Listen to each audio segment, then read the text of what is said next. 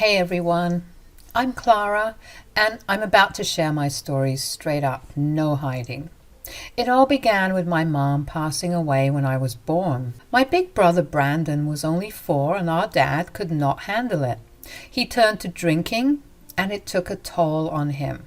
By the time I was 3, he was gone too. I don't remember any of it, just what Brandon told me. Thankfully, our grandma stepped in to raise us. Money was not a problem, thanks to what Dad left behind, but Grandma's love meant more to us. Brandon went off to college while I was in middle school, making us proud, while Grandma and I stuck together. She was my rock through all the tough times. When I finished high school, it felt like the right time to leave the nest, even though it hurt to leave Grandma behind. College was a blur of classes and new friends. Then, after college graduation, Grandma passed away. At this point, death was no stranger to us. Losing her was like losing a piece of myself, but Brandon and I leaned on each other for support.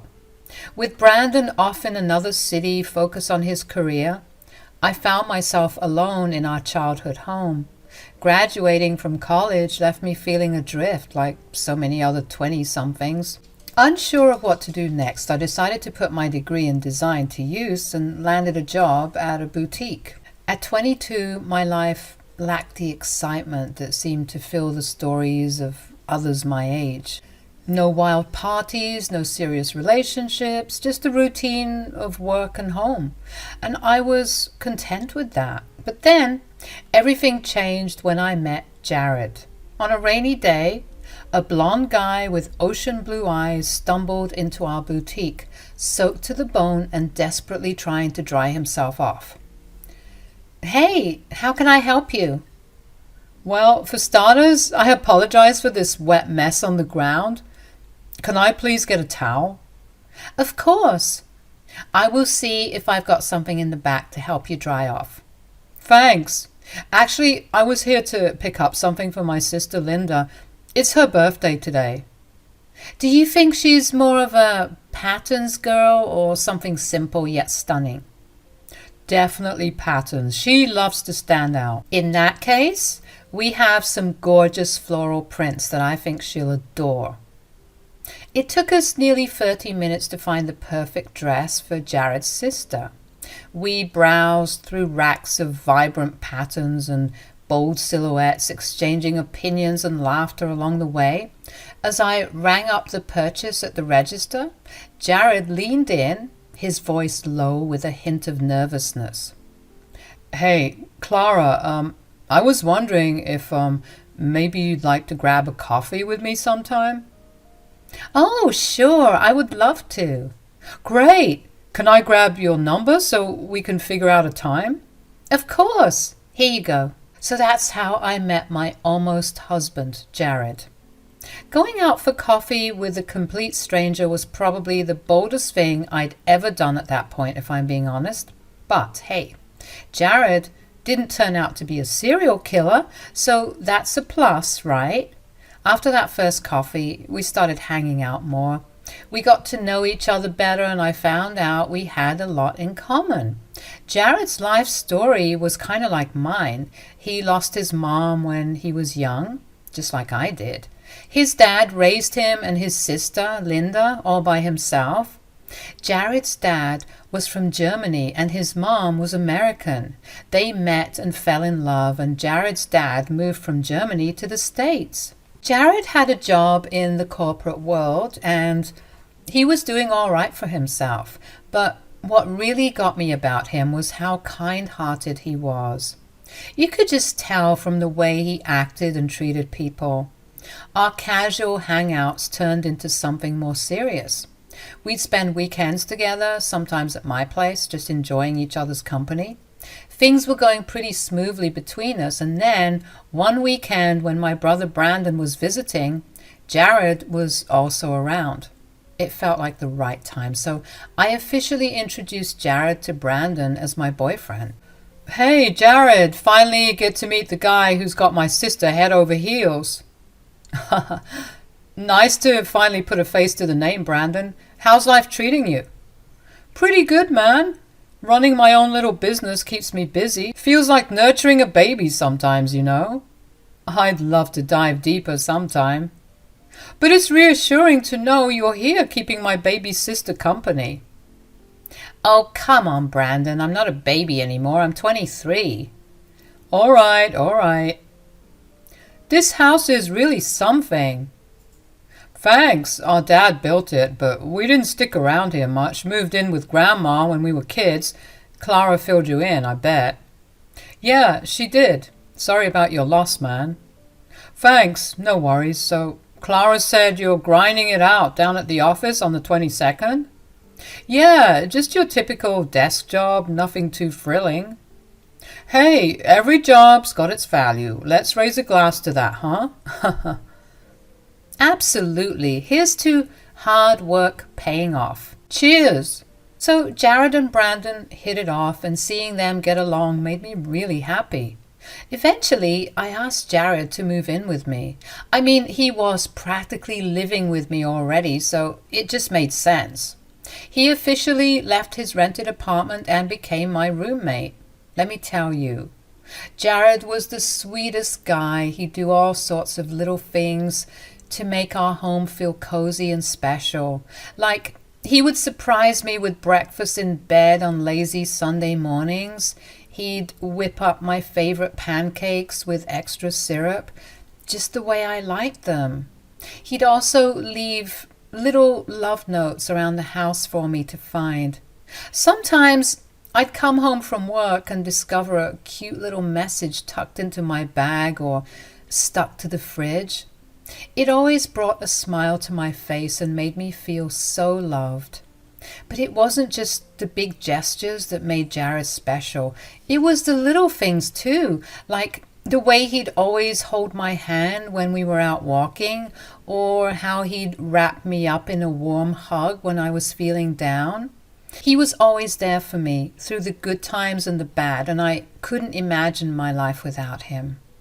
We had been together for 2 years. Time sure flies by.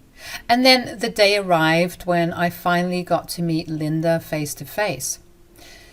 She had flown in from Germany to move and settle here for a while. We'd spoken on the phone before, but she didn't seem particularly warm during those calls. But hey, who could blame her? Phone conversations can be awkward. Anyway, she wanted to drop by to meet Jared, so I made sure to be prepared. Jared had assured me that Linda was much nicer in person and told me not to worry about it, so I tried to keep my nerves in check and greeted her with a friendly smile as she arrived. She started speaking something in German to Jared, and my face must have looked completely clueless. Jared glanced at me and said, Linda, hey, Clara's also here. Remember, she doesn't speak any German. Oh my God, I'm so sorry, Clara.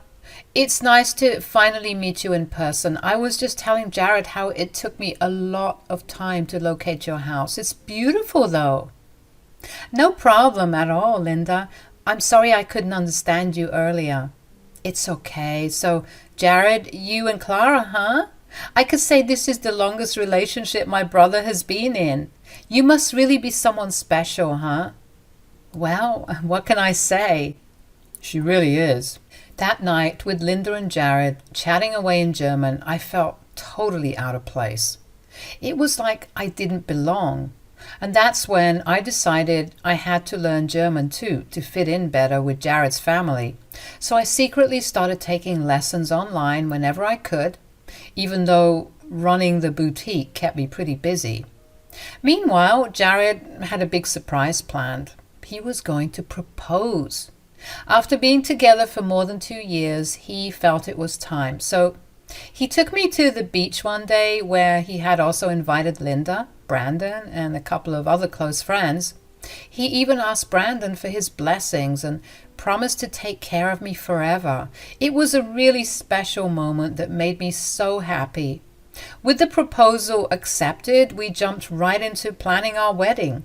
We decided to get married in just 5 months, even though some might think it's a bit soon. But we both wanted a winter wedding, so we went for it. Planning the wedding was both exciting and overwhelming. From picking the perfect venue to figuring out who to invite and all the little details in between. There was a lot to think about, but with Jared's help, I finally did it. German was proving to be a bit tricky. Sure, I dabbled in Spanish back in high school, but German felt like a whole different ball game. Still, I was starting to grasp it, even though I knew I had a long road ahead. I kept my German lessons a secret from everyone except Brandon. So, my little sis is finally getting married. Yep, she sure is. I wish Mom and Dad were here to see this day. They would have been so proud of you and the choices you've made. Yeah, I know they would have been, but I'm grateful you're still here, Brandon. I couldn't have done this without you. Hey, Clara, remember when I used to school you on the basketball court? Ah, yes. How could I forget? Well, look at us now. You're slam dunking in the game of love. Just a couple more weeks, huh? Oh, by the way, how's that German learning going? Actually, not too shabby. I haven't spilled the beans to Jared yet. I'm planning to wow him with a German speech at the wedding. Look at you, pulling out all the stops for love. You know me. Seriously though, Jared's a stand-up guy. We've had a few chats and I've got a good feeling about him taking care of you. Hey, why are you cozying up to my husband behind my back? Come on now, I'm hanging up. Goodbye. Flash forward to 2 days before the wedding. I was knee-deep in chaos, doing last-minute checks and making sure everything was in place. Jared was right there beside me, lending a helping hand. Suddenly, we heard the doorbell ring, and Jared said he'd get it and disappeared for a moment before returning with Linda in tow. Hey, Linda, I wasn't expecting to see you here. I'm here for Jared. Jared? Why? Honey, it's 2 days before the wedding. Our dad is flying in tonight, and you know the groom can't be with the bride the night before the wedding, right? Oh, right. I almost forgot about that. Jared, go pack your bag while me and Clara have some coffee here. Sure thing. I'll get right on it. Jared ran upstairs while I prepared some coffee for me and Linda. So, Clara, I just wanted to say I'm sorry if I've come off as cold or whatever, but truth be told, I'm really glad you're becoming a part of our family now. Oh, no, Linda, you aren't really cold. Come on, don't be too polite. I know I can be a bit intense sometimes. It's just that I'm really protective of my brother. Well, I completely understand. My brother Brandon can be like that too. Anyways, Dad is excited to see you both tie the knot too. I'm so glad he's able to make it. So there I was, alone in the house after Linda and Jared had left. It was only the afternoon, but I decided to take a nap. As I headed to the couch with the intention of dozing off while watching my comfort show, I noticed that Linda had left her glasses behind. I thought of dropping her a text, but then I remembered I needed to go to the area where her apartment was to check in with the florist, so I decided to drop off the glasses myself. After a 2-hour nap, I threw on some joggers, grabbed my car keys, and headed straight to the florist. After checking on the gorgeous flower decorations and admiring the magic that the florist was creating, I made my way to Linda's apartment. I rang the doorbell, but it wasn't working for some reason. Probably broken. So I tried opening the door and it swung open easily. However, to my surprise, Linda and Jared were nowhere to be found. Instead, I heard voices speaking in German coming from the balcony. At this point, I had become pretty good at understanding German, so I listened to the conversation. Their accents were strong, but I managed to catch huge chunks of what they were saying. I'll write down the translated version that I can understand from their conversation. Finally, we've got her right where we want her. The fish is in the net. Calling her a fish, damn, that's harsh, Linda. As if using her while her brother is dying is not right. Well, it's not certain if her brother is really dying, and let's face it, even if he is, Do you think all that inheritance is too much for a simple girl like Clara? She's got her dad's house, her grandma's house, and her brother's business. She's not capable of running a business with half a brain. That's where I come in. You know, I always wondered why you liked her. She's just a sad, depressed orphan with a boring life. But now I see your vision. I could do great things with all that money. And you know, divorce is always an option. I had doubts about the situation, but when her brother called me to share his kidney issues, I became more convinced than ever. You're quite the cunning one, aren't you? Listen, Linda, all this money could be a game changer for us in the long run. Our dead-end corporate jobs won't get us anywhere, but this inheritance could be our ticket to something big. I promise I'll have your back if things work out the way I'm hoping. Well, I'm not complaining anymore. Linda made a sudden turn and entered the room, her expression shifting to one of surprise as she laid eyes on me. Oh, my goodness, what are you doing here, Clara? We didn't expect to see you. Jared, come inside. Clara's here to see you. Jared walked in and shared a stare with Linda and then started with his play pretend. Clara, how long have you been here? I just got here, but I really need to go. I just came to drop off your glasses, Linda. I handed Linda her glasses, but she could feel my hands shiver. She gave me a stare. Hey, why do you look so pale? Is everything okay? You seem like you're about to cry. Well, the florist messed up one of the arrangements, and I think I should go back and make sure it's being fixed properly. Oh, do you want me to come with you? Oh, no. Your dad's coming tonight. You should stay home and help your sister, Linda, with dinner or something. Are you sure? Yeah. Okay. Bye, babe. Drive safe. Leaving Linda's apartment building, my eyes were blurred with tears. I didn't even try to hide them as I walked past the curious glances of strangers on the street. All I could think about was what I had just heard inside. The words echoed in my mind. How could Jared, the man I loved, speak about me in such callous terms? And my brother's health, what about it? It was too much to bear. As I reached my car, the tears continued to flow freely. Sitting in the driver's seat, I buried my face in my hands, unable to contain the tears. Despite the overwhelming urge to confront Jared and Linda right then and there, I knew there was one thing I needed to do first: see Brandon. I was worried about him, so I drove back home, hoping to find him there. Brandon was supposed to stay with me for the wedding, and I waited anxiously for him. After what felt like ages, Brandon finally arrived. When he saw me on the couch crying and with swollen eyes, he rushed over, clearly concerned. Hey there, Clara, what's up? You seem upset. Did something happen? Or is it just a cold feet before your big day? Brandon, enough with all the jokes. I need to ask you something, and I need you to be straight with me. Are you sick? Oh, Clara, don't worry about me. Your wedding is just around the corner, and you should be focusing on that. Brandon, please, I need to know if you're okay.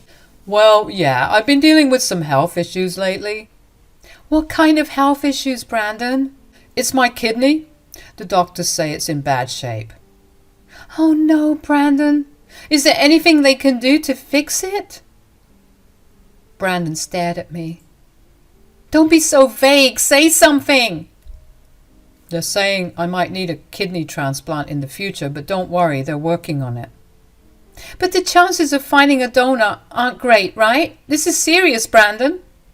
I know, Clara. It's a tough situation, but I believe things will work out somehow. Why didn't you tell me about this before, Brandon? I'm your sister. I should know. And I'm testing to see if we are a match. I want to help you. No, I can't do that to you. This is why I kept this away from you. I didn't want to worry you, especially with your wedding coming up. And besides, I was hoping things would get better. Who told you about this anyway? Was it Jared? But you should have told me. We're supposed to be there for each other through everything. I've heard it from Jared's mouth. He was talking to his sister. I wanted to talk to Jared about it to make sure he would take care of you if anything happened to me, so I did. He promised to keep it away from you, though. I'm sorry you found out like that, Clara. I should have been the one to tell you. Can we please pretend we never had this conversation and we will deal with it after your wedding? Sure. I'll put it on hold till then. How about we order some takeout? I have some other things to take care of. Sure. Chinese? Yeah, that sounds good. And then you better rest up and get some sleep. Come on now. Tell me. Are you excited? I'm sure it's going to be one-of-a-kind wedding. After Brandon and I finished dinner, he went off to sleep. It had been an incredibly tough day for me with so much to process. I made a conscious decision not to tell Brandon about Jared and Linda's deceitful scheme. I didn't want to burden him with worry and panic. Instead, I resolved to handle the situation myself and teach Jared a lesson he wouldn't forget. Reflecting on everything, I realized that Jared had been using me all along. He enjoyed the perks of free housing and meals without contributing his fair share. Sure, he'd occasionally give me small gifts, but it hardly balanced the scales. I had become his safety net, ensuring his life ran smoothly without any financial pressures. And to think all this time Linda and Jared had been gossiping about me behind my back. It was a bitter realization to grasp, especially considering the love I had for him. Hearing Jared talk about my brother's health like it was no big deal made me furious. How could he be so heartless? I knew then that I couldn't let him get away with it. I'd keep my cool until the wedding, then expose him for who he really was. My plan was simple. I'd show everyone his true colors and let them see what kind of person he really was. I wanted him to face the consequences of his actions, to see his plan fall apart right in front of him. He needed to learn that his actions have consequences, and I was going to make sure he did. The big day had finally arrived. Can you picture it? Wearing a gown, putting on a fake smile, pretending everything's fine when deep down, you know you're about to walk down the aisle just to break up with your fiancé in front of everyone. It was tough trying to keep a calm head, playing pretend in front of all the people, my bridesmaids buzzing with excitement, and was getting harder by the minute. I hadn't spoken to Jared all morning anyway, after finally getting myself together and slipping into my wedding gown and having my hair and makeup done by my friends. I was all set. One of my bridesmaids brought out a bottle of champagne to celebrate, but I wasn't in the mood. There was still time before the bride and groom's first look, or should I say the last one. But yeah, the thing was, Brandon was going to walk me down the aisle, and I thought it would be best to fill him in on my plan now. So I asked my bridesmaids to send Brandon in and give us some space. Hey, what's going on? You look a bit tense. Need someone to talk to? Brandon, I got something heavy on my mind. I need to tell you. What's really going on? Are you nervous about your big speech? Want to practice with me once? Brandon, there's something else I've been wanting to tell you, something more serious. The thing is, Jared isn't who he seems to be. The other day when I overheard him talking to his sister, I heard some things. What do you mean?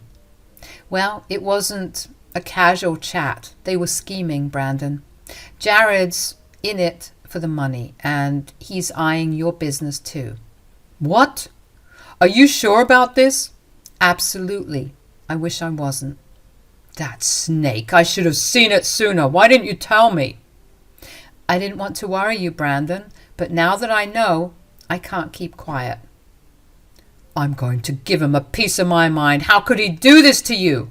To us? I don't want to let him off the hook easily. You know what?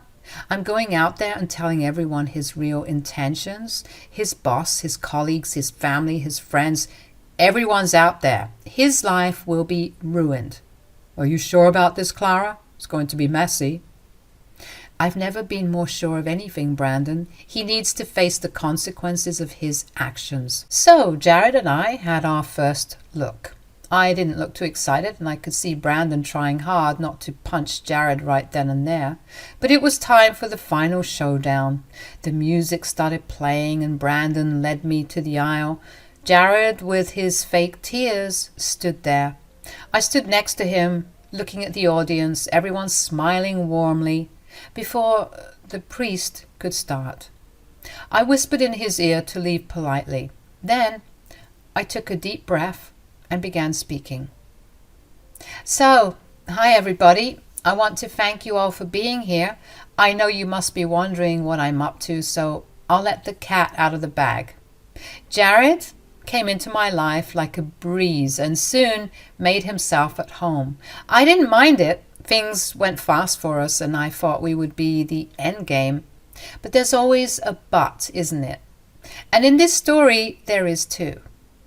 Babe, what's going on?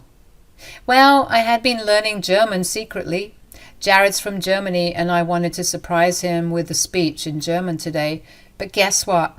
Learning German helped me understand something I wasn't supposed to. Jared and his sister Linda have been talking behind my back. What's she saying? I heard everything, Jared. You've been calling me a dumb orphan, saying I don't see how you're using me for money, and not just that. You've been eyeing my family's inheritance that my dead parents and grandma left for me and even my brother's business. Can you just shut up? Don't you see people from work are here, my family and friends are here? And that's why I needed to bring out your true colors, so all of them can see you for who you really are. Hey everyone, I hate to ruin the vibes, but came to speak up about Jared and tell you the truth. So yeah, the party's over. I needed a moment to gather my thoughts, so I quietly slipped away from the commotion. Jared and Linda's stunned expressions and their father's disappointed look burned into my mind. Brandon stepped up, helping everyone to disperse and calm down. After shedding tears alone in my bridal suite for what felt like an eternity, a gentle knock interrupted my solitude. I hesitated before opening the door, expecting Brandon, but to my surprise, it was Jared. Do you realize what you've done? My dad's furious and Linda is beyond angry. And whose fault is that? I just told the truth. You could have talked to me privately first before accusing me of such things in front of our guests. Now I don't even know if I'll have a job. My boss was already mad at me and this might be the last straw. Where will I go? I don't even have my own place. That is the whole point, Jared. I cannot believe I didn't catch up with your real intentions for so long. Well, congratulations, Clara. You've ruined everything. I hope you and your stupid brothers suffer all your lives. Get out, Jared. I don't want to see your face anymore. My memory of the wedding day is all mixed up, to be honest. After having another bottle of wine and waiting around for Brandon to see off the guests and clean up my mess, he finally drove me home. The first week after the wedding was a blur of tears and support from friends and family. But it wasn't just my love life in turmoil. Brandon's health was also at risk. After gathering some strength, Brandon suggested I take time off work to be with him. So I agreed and accompanied him home. There we met with his doctors to explore the possibility of me being a kidney donor for him. Unfortunately, it wasn't a match. Despite the heartbreak, I knew I had to be strong, especially for Brandon. He had always been there for me, and now it was my turn to support him through this difficult time. It wasn't easy, but I did my best to keep my composure and face the challenges ahead. And now, here we are today, 3 years later. You might be wondering how things worked out for me and Brandon. Well, let me start with Brandon. Over the course of 3 years, there were many ups and downs. His health deteriorated, and there were times when I had to drop everything in my life to go and be there for him. But it was all worth it after I received a call from him this morning. Hey, Brandon, is everything all right? Are you feeling okay? Clara, I'm ecstatic. You won't believe what just happened. I got a call from my doctors and there's a donor. They've scheduled me for surgery next week. Wow! After 3 years? You've been so strong through it all. I'll be right there with you next week. This news makes me the happiest person alive." I'm really relieved that my brother is finally going to be okay. As for me, I decided to really buckle down and focus on my career. I moved up from my job at the boutique to styling clothes for TV commercials and media, and things have been going pretty smoothly. In terms of my love life, I've started seeing someone new. It's only been a few months, but I've got a good feeling about this one. Now, as for Jared, well, he's kind of vanished from my life. Last time I heard from him was about 2 years ago when he was going through a rough patch. He would call me up drunk, blaming me for his problems, but I've moved on from all of that. I'm in a much better place now, mentally and emotionally. I'd like to share a piece of advice with anyone who's reading this. Always try to keep positive intentions in your heart. What goes around comes around, whether it's good or bad. I am Daniela. I am a mother of a disabled child who is loved by all her family. When I found out that I would be having a disabled child, I was a little panicked because I knew raising a disabled child would be a little difficult. However, me and my husband Andrew did our best to take parenting classes to make sure that our son has the best parents to take care of his special needs. We were lucky to have the support of our whole family except my sister-in-law, Kristen. Kristen is Andrew's big sister who was also very close to me. We had a great relationship right up until the time I discovered that I was pregnant. From the day I announced the news, Kristen had started to act very weird towards me and my husband. We were patient with her because we knew that she had lost a child 8 years back. She was pregnant with her boyfriend's child, and unfortunately the child passed away from an accident shortly before birth. It absolutely crushed Kristen and ultimately caused her breakup as well. Now, she was single, but I knew she still wanted to be a mom again. My pregnancy went well, and I soon gave birth to my son. He is the most beautiful baby boy I have ever seen, and I know every mother thinks that way. Andrew and I were over the moon, and so were our families. Esma, my mother-in-law, actually cried with joy. Only Kristen didn't show up. She actually didn't show up for 6 months. And when we talked to Esma about this, she said, "My poor daughter is probably having a hard time with everything. Please don't be mad at her." "I'm not mad at her, Mom. I'm just disappointed. We have always been there for her, but she couldn't even bother to show up once to support me on my big day. It's been months already." "Please give her some time. I'm sure she will come around. I'll talk to her." Guys, I really did feel bad for Kristen, so I never pushed for her to meet the baby. She even saw our son at a family event and didn't walk up to us even once. In fact, she walked away when we tried to approach her.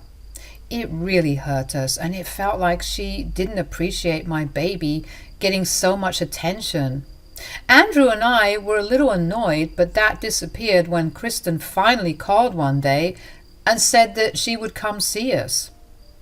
Andrew and I were over the moon that Kristen was finally coming around. We really missed her and wanted our son to have a good relationship with his aunt. So we were pretty excited for the meeting. However, we didn't expect how it would turn out. Kristen came to the house and saw our son and actually turned away with a sour expression on her face. She said, "I honestly don't know why you kept it." "Excuse me, Kristen? What on earth do you mean?" "You should have gotten rid of your horrible disabled son when you had the chance. Or you really should have listened to me when I tried to tell you what to do and not do when you were pregnant." Andrew and I were dumbstruck by what she said. First of all, she was openly telling us that we should have aborted our child. Then she told us that somehow I was responsible for this. In the beginning of my pregnancy, Kristen was being extremely overbearing with me. She was constantly over at my house and trying to control what I ate or did. I knew she was paranoid after losing her child, and tried to make her stop as gently as possible, but we had to kick her out and set some boundaries when things got too much. Kristen took that personally and was now saying that she was giving the right instructions. Andrew and I were so baffled. He said, "You are being extremely hurtful and unreasonable, Kristen. We were constantly in contact with our doctors for everything Daniela ate and did. Our son's disability is completely unrelated." Of course, you would say that now, Andrew. You never could see your wife's fault. You are just as bad as her sometimes.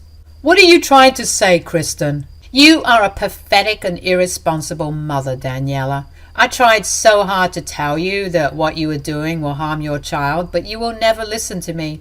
If you had, your child wouldn't have turned out disabled. You are a horrible mother, and your son had turned out to be horrible too. What a waste of space. I was absolutely shocked to hear what my sister-in-law had to say about me and my son.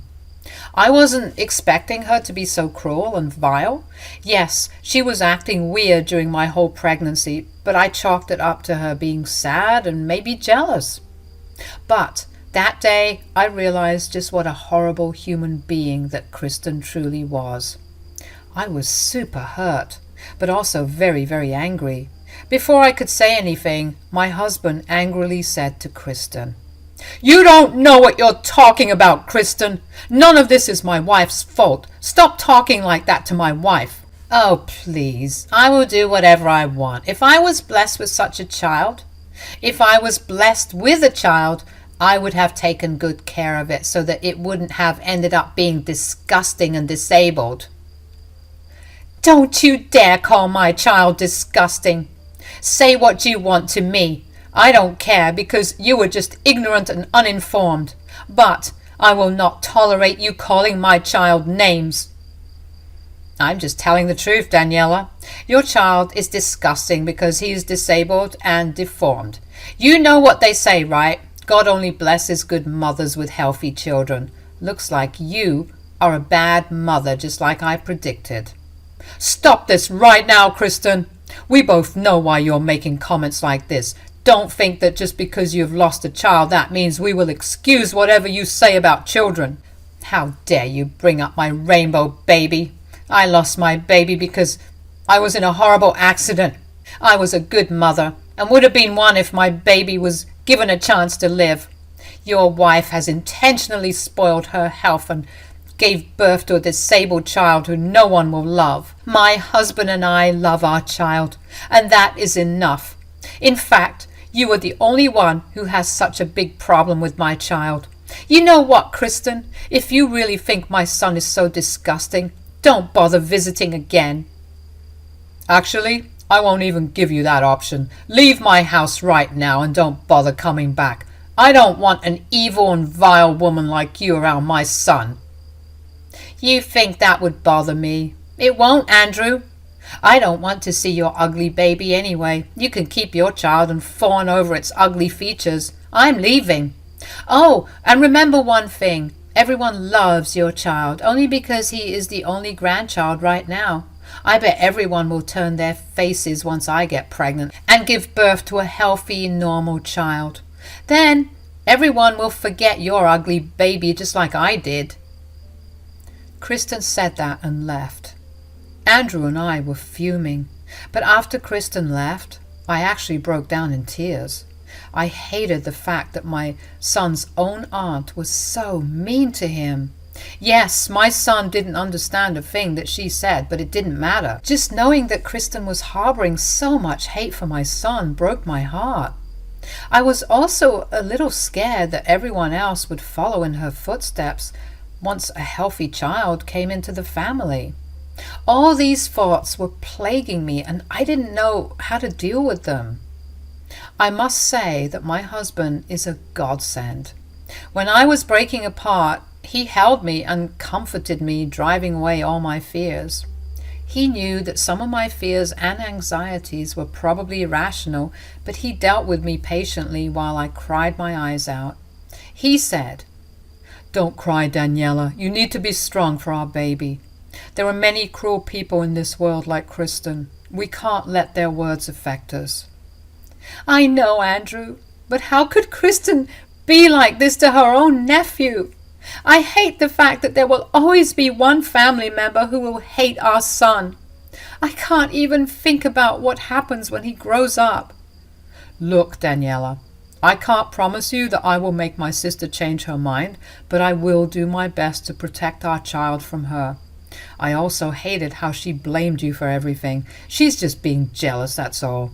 She needs mental help, but that doesn't mean I will let her demean my family like that. You need to stay strong and teach our son how to deal with people like Kristen. My husband was right. If I broke down over some stupid comments, I wasn't going to be a good role model to our child, so I pulled myself together and wiped away my tears. I was going to be strong for my son. My son did get some extra cuddles and kisses that night from both his parents. He seemed happy, but later became annoyed because, well, he is an infant. They don't like it when you love them for too long. Andrew and I eventually stopped seeing Kristen altogether. We stuck to our word that we didn't want her around. She seemed fine with it for a few days until she started to complain about how we were being unfair to her. And that's when Kristen made my mother-in-law reach out and talk to us. So Esma just showed up one day to talk to us. She visited often to see our son, but this time she came to talk to us. Andrew and I knew what was coming and we prepared ourselves. Esma said, "What is this I'm hearing, Andrew? Your sister said that you have told her not to come to the house. You're ignoring her calls and not even talking to her. What's going on?" "Mom, you heard right. Daniela and I have decided to cut contact with Kristen." "What? But why? What happened so out of the blue? You can't do this to Kristen, Andrew. She's your sister. Don't you agree, Daniela?" Esma wasn't taking Kristen's side per se. She was just confused because the news was sprung on her by Kristen. I was pretty sure she hadn't even bothered to tell Esma why we want no contact with her. It was true that she tried to reach out once, but she never apologized. In fact, she doubled down when we asked her for an apology, so we ignored her calls and messages while she tried to get in touch with us. We never told Esma anything because we didn't want her to think badly of her own daughter, but it looked like Kristen wasn't interested in keeping her reputation intact, so I said, "No, Esma, I don't agree with that. I don't know what Kristen has told you, but we had good reasons to go no contact with her." "Really, Daniela? I can't imagine why you would suddenly go no contact. You all got along so well together. I know she acted a little odd when you were pregnant, but you should understand that she had a loss, so she was maybe a little jealous." "Mom, we have always been conscious about her pain. We have done everything possible not to hurt her. She overstepped her boundaries and started to control my wife's life. We still overlooked everything and we let her see our child. But what she did next was something we cannot forgive." "What did she do, Andrew? Tell me. I need to know why you were going no contact with your only sister." "I will tell you what happened, Esma. Kristen called our son disgusting and ugly because he is a disabled child." The moment those words left my mouth, Esma's mouth went wide open. She hadn't expected her own daughter to say these things. I could see that she was having a hard time digesting the information that I just gave her. She even looked at her son for confirmation and jolted back with disbelief when Andrew nodded yes to her query. Esma was truly taken aback and said, "Oh my God! What are you talking about? Kristen said this about my grandson?" "Yes, Mom, trust me, we couldn't believe it too when we heard her talk, but it is what it is." "This is so wrong. Oh my God. Just wait, I will talk to her and make her apologize. I'm sure she will understand once There is no use talking sense into her, Esma. We tried our best, but she wasn't even ready to apologize, let alone change her horrible mindset." Andrew then showed Esma the text exchanges that happened between him and Kristen. He showed her all the text to make her realize the extent of Kristen's horrible attitude. Esma read each and every text, although her eyes went wide with horror at the venom that her own daughter was spewing. She remained quiet for some time when she was done, and then she said, "I can't believe Kristen has said these things about my grandson. And you, Daniela. I am so sorry on my daughter's behalf. Please don't cut her off. She is desperate for some contact." "I'm afraid we can't do that, Esma. I would have forgiven her if her insults were solely aimed at me, but she said some really nasty stuff about my son. I can't forgive that." "I know you're hurt and offended, but please think about Kristen too. She is still in pain after losing her own daughter 8 years back. She's not mentally well and lashing out." "Mom, that is not an excuse for her to be nasty towards us. I won't allow her to continue talking trash about my wife and kids like that. We will be civil, but I can't promise you anything else." "I will try to get her some therapy and change her messed up thinking. I beg you to try and forgive her. She is family after all. I won't push for anything, but please do consider it." Did Esma's words annoy me? Yes, it did. But was I going to hold that against her? Of course not, guys. She was doing what I was doing. She was trying to protect her child while I was trying to protect mine. She didn't dismiss us completely or say that Kristen did something small. She was only telling us to eventually forgive Kristen. I couldn't hate her for that, so we maintained a civil front whenever we met with Kristen anywhere. Still, that rage inside me hadn't died, and I really wanted to teach her a lesson for what she did. I got that chance when my stepsister Raina came to visit us. Raina was with us for a couple of weeks because it was the first time she would see my son. Now, here is where things got interesting. Raina actually came into my life fairly recently, about 2 years ago. She and I became fast friends after my father married her mom. She had a then 8-year-old daughter who was adopted because Raina couldn't have kids. Both Raina and her child were welcomed into our family, and we have a deep connection. Also, Raina's child was also slightly disabled. So when Raina came over to see my son, I ended up venting to her about what Kristen did. She listened to everything and had a funny look on her face, and she said, "Daniela, you know that my daughter is adopted, right? Do you know that she was adopted from here?" "Oh, really, Raina? I didn't know that, actually." "Yes, she was given up for adoption because her mother and father didn't want to raise a disabled child." "Oh my God, that is just horrible. I don't know why people are like this. That sounds like something Kristen would do, since she hates disabled children with a passion." I didn't know why I said that, perhaps because I felt bad for Raina's daughter. I should add that she is a very sweet child despite her mild disability. So I felt the same emotions I felt when Kristen was calling my son disgusting.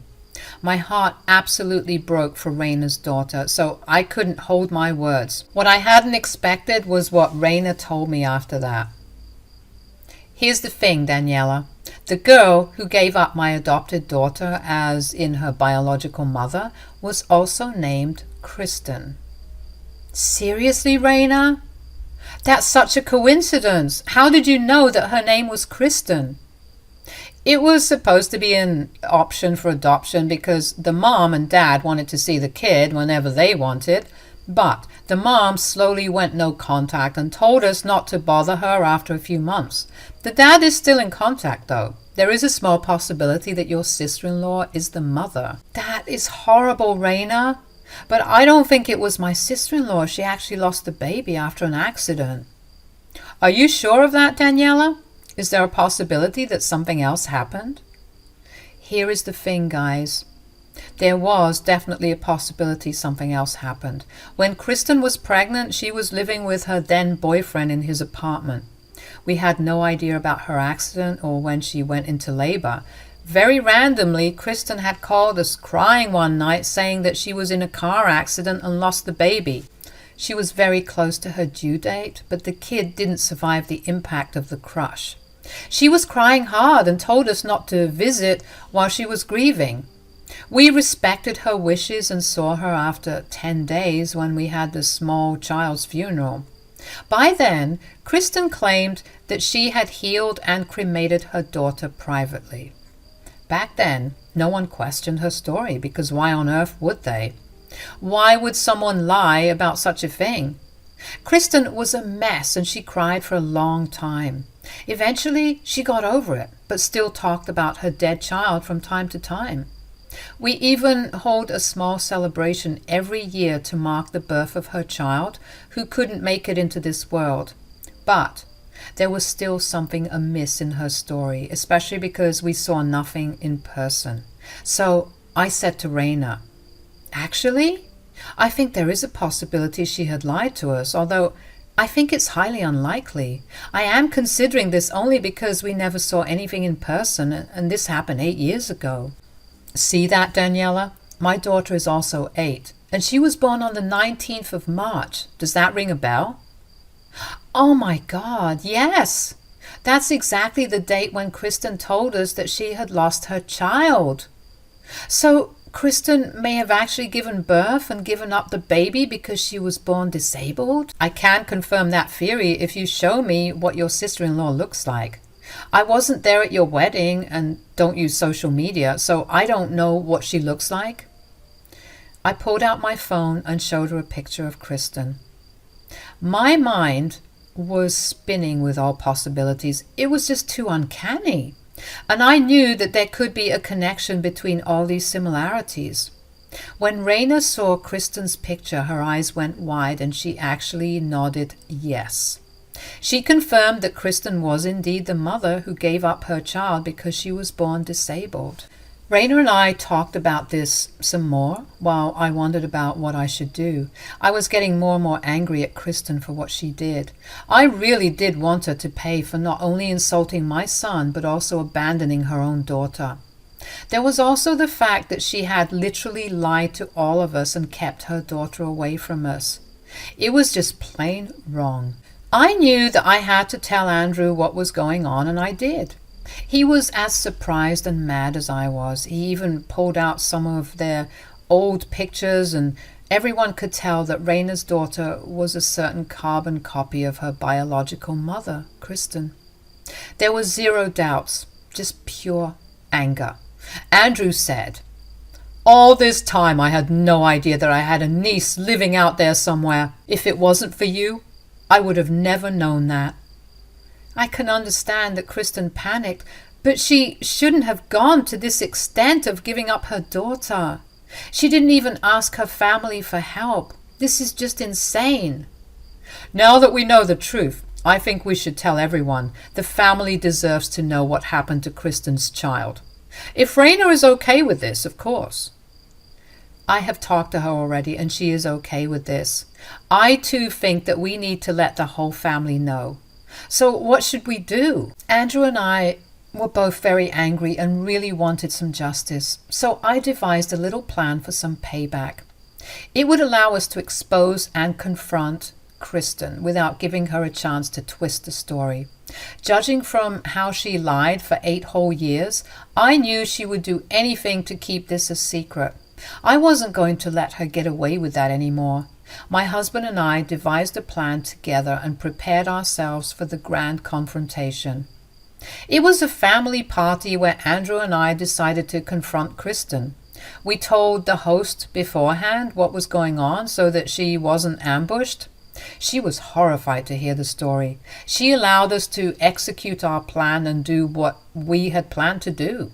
So we finalized everything, got permission from Raina, and acted on it. We took Raina's daughter to the party. She was very happy to attend the party because she loves being around people. We hadn't told her the truth because I knew it was a sensitive topic. I wasn't going to keep her around for the confrontation anyway. I wanted her to be comfortable around the family before we told her the truth. There was a separate area for the kids with a paid babysitter, so my niece wasn't going to see or hear anything. But before we went to that area, we had to walk past the main room. Everyone loved my niece because she was a sweet little girl. Even my Esma was highly impressed with her and found her adorable. But when my niece finally turned to Kristen, my sister-in-law absolutely froze. Her eyes went wide as saucers, and she visibly gasped when my niece introduced herself with her name. That's when my sister-in-law started acting really weird. Andrew quickly took our niece to the kids' area and returned to confront Kristen. It was time after all. Esma noticed Kristen's reaction and said, "What happened, Kristen? You're sweating. Are you feeling sick?" Yes, I may be getting a little sick."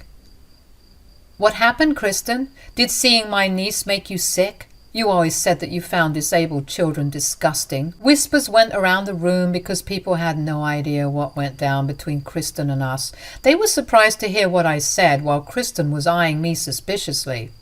I guess she had a feeling that I knew the truth, but she didn't have the face to say anything. It was Esma who chose to speak. "Now is not the time for this, Daniela. This is a party and something might be wrong with Kristen's health. We can discuss this later." "No, Mom, we need to discuss this right now because it is very important." "I'm really not feeling well. I think I'll just leave." "What's the hurry, Kristen? Are you afraid that the truth about you will come out?" The way Kristen gulped said everything I needed to know. She was nervous and wanted to be out of the party as soon as possible. What made me more mad was that she didn't even care about the fact that she saw her own daughter after 8 whole years. All she wanted to do was save her back. She stammered a little and said, "What are you talking about, Daniela? What truth are you referring to? I'm not lying to anyone." "You don't know what truth my wife is referring to, Kristen. You are still going to play dumb after we caught you red-handed? When will you tell everyone how you have been lying to us for 8 years? "What are you guys talking about? What is Kristen lying to us about?" Since Kristen is not keen on telling the truth, I will. I had been wondering for a while why she was so hateful of my pregnancy and my child. She said some nasty things about my child and how it was my fault that my son is disabled. Let me ask you this then, Kristen. Was it your fault that your daughter was disabled? Was that why you gave her away so that you could save face? Kristen went white with shock while everyone else looked on in full confusion. Everyone knew that Kristen had lost her child. She was so deep in grief that she refused to even talk about her dead child at all. Now, details about what happened were slowly coming out. Esma said in disbelief, "What are you talking about, Daniela? Kristen's child has passed away due to her accident. The child was never born." "That is actually a lie, Mom. Kristen has been lying to us for 8 years. Her daughter didn't die. She was born with a disability, and that's why Kristen gave her away in secret." "What? No, that's impossible." "This is exactly what happened, Esma. Kristen was probably planning to take this secret to the grave, but we found out by chance. My niece, who I brought in today, is her biological child, and that's why Kristen suddenly got sick looking at her." "Oh my God. That's why I had been thinking that the little girl looked a mini version of Kristen. I can't believe this. Kristen, is this true?" Kristen knew that there was no point in hiding the truth anymore. She had that much sense to realize that we had proof of what we were saying, and eventually we would bring out the truth. So she simply hung her head and tears began to fall from her eyes.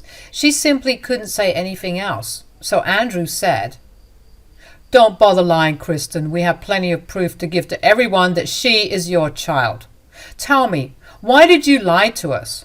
And why did you stop checking up on your child a few months into adoption? Were you so desperate to get away from her?" "Oh my God! Why aren't you answering, Kristen? You lied to us for 8 years? How could you do this?" "Mom, I was scared. I didn't want a disabled child." "So you gave her away? I would have adopted her and taken care of her. You didn't even give me that chance. You made up some terrible lies and even made us mourn your well and alive child for years. What is wrong with you, Kristen?" This is why Daniela had to go out of her way to demean me and my child. She couldn't stand it that people were actually loving my child. It was making her feel guilty for giving away her own daughter while she had a chance to raise her within the family. "What you have done is absolutely vile and disgusting, Kristen. You are the worst mother ever, and you dare to insult my wife? You should have looked in the mirror first. I can't believe you are my sister." "I don't even want to look at you anymore, Kristen. How could you do this to us? Answer me!" Kristen was then cornered by everyone who was present. Everyone kept berating her and absolutely tore into her. Kristen was on the verge of tears and didn't know how to defend herself. She deserved every second of that. I watched as she had to answer people for being such a horrible human being and getting called a horrible mom by everyone she knew. By the end of the night, almost everyone had told her not to contact them anymore, and she wasn't welcome in their houses. After the party, things turned out tremendously well for the family. With some professional help, we told my niece the truth about her biological family. She was excited but also very nervous, but the first meeting at the party gave us some hope that everyone would like her. We were busy making up for the lost time while Kristen was basically cut off from the family. Even Esma isn't talking to her and wants her to stay away. Currently, she's enjoying her time with her 2 grandchildren, who she loves a lot. Meanwhile, Kristen is miserable and alone, finally facing the consequences of her own actions. As for me, I'm happy I got to reunite my niece with her bio family while serving some cold revenge on Kristen. Hello, my name's Ruth and I'm a 37-year-old woman. I recently got custody of my nieces and I want to share with you how that came to be. But before I get into all that, let me introduce you to my husband Harry and his sister Melissa. Now, I met Harry about 10 years ago. We happened to meet through some mutual friends and we quickly took a liking to each other. He was the perfect person for me, and after 4 years of dating, we decided to tie the knot. We bought a house together and things were going great for us. We were doing well career-wise and we lived very comfortable lives. Enter Melissa, Henry's sister. According to Henry, Melissa had always been somewhat of a mess. She was almost always in some sort of trouble or the other when they were growing up. When she was 21, she ended up dropping out of college because she didn't feel the need to continue her education.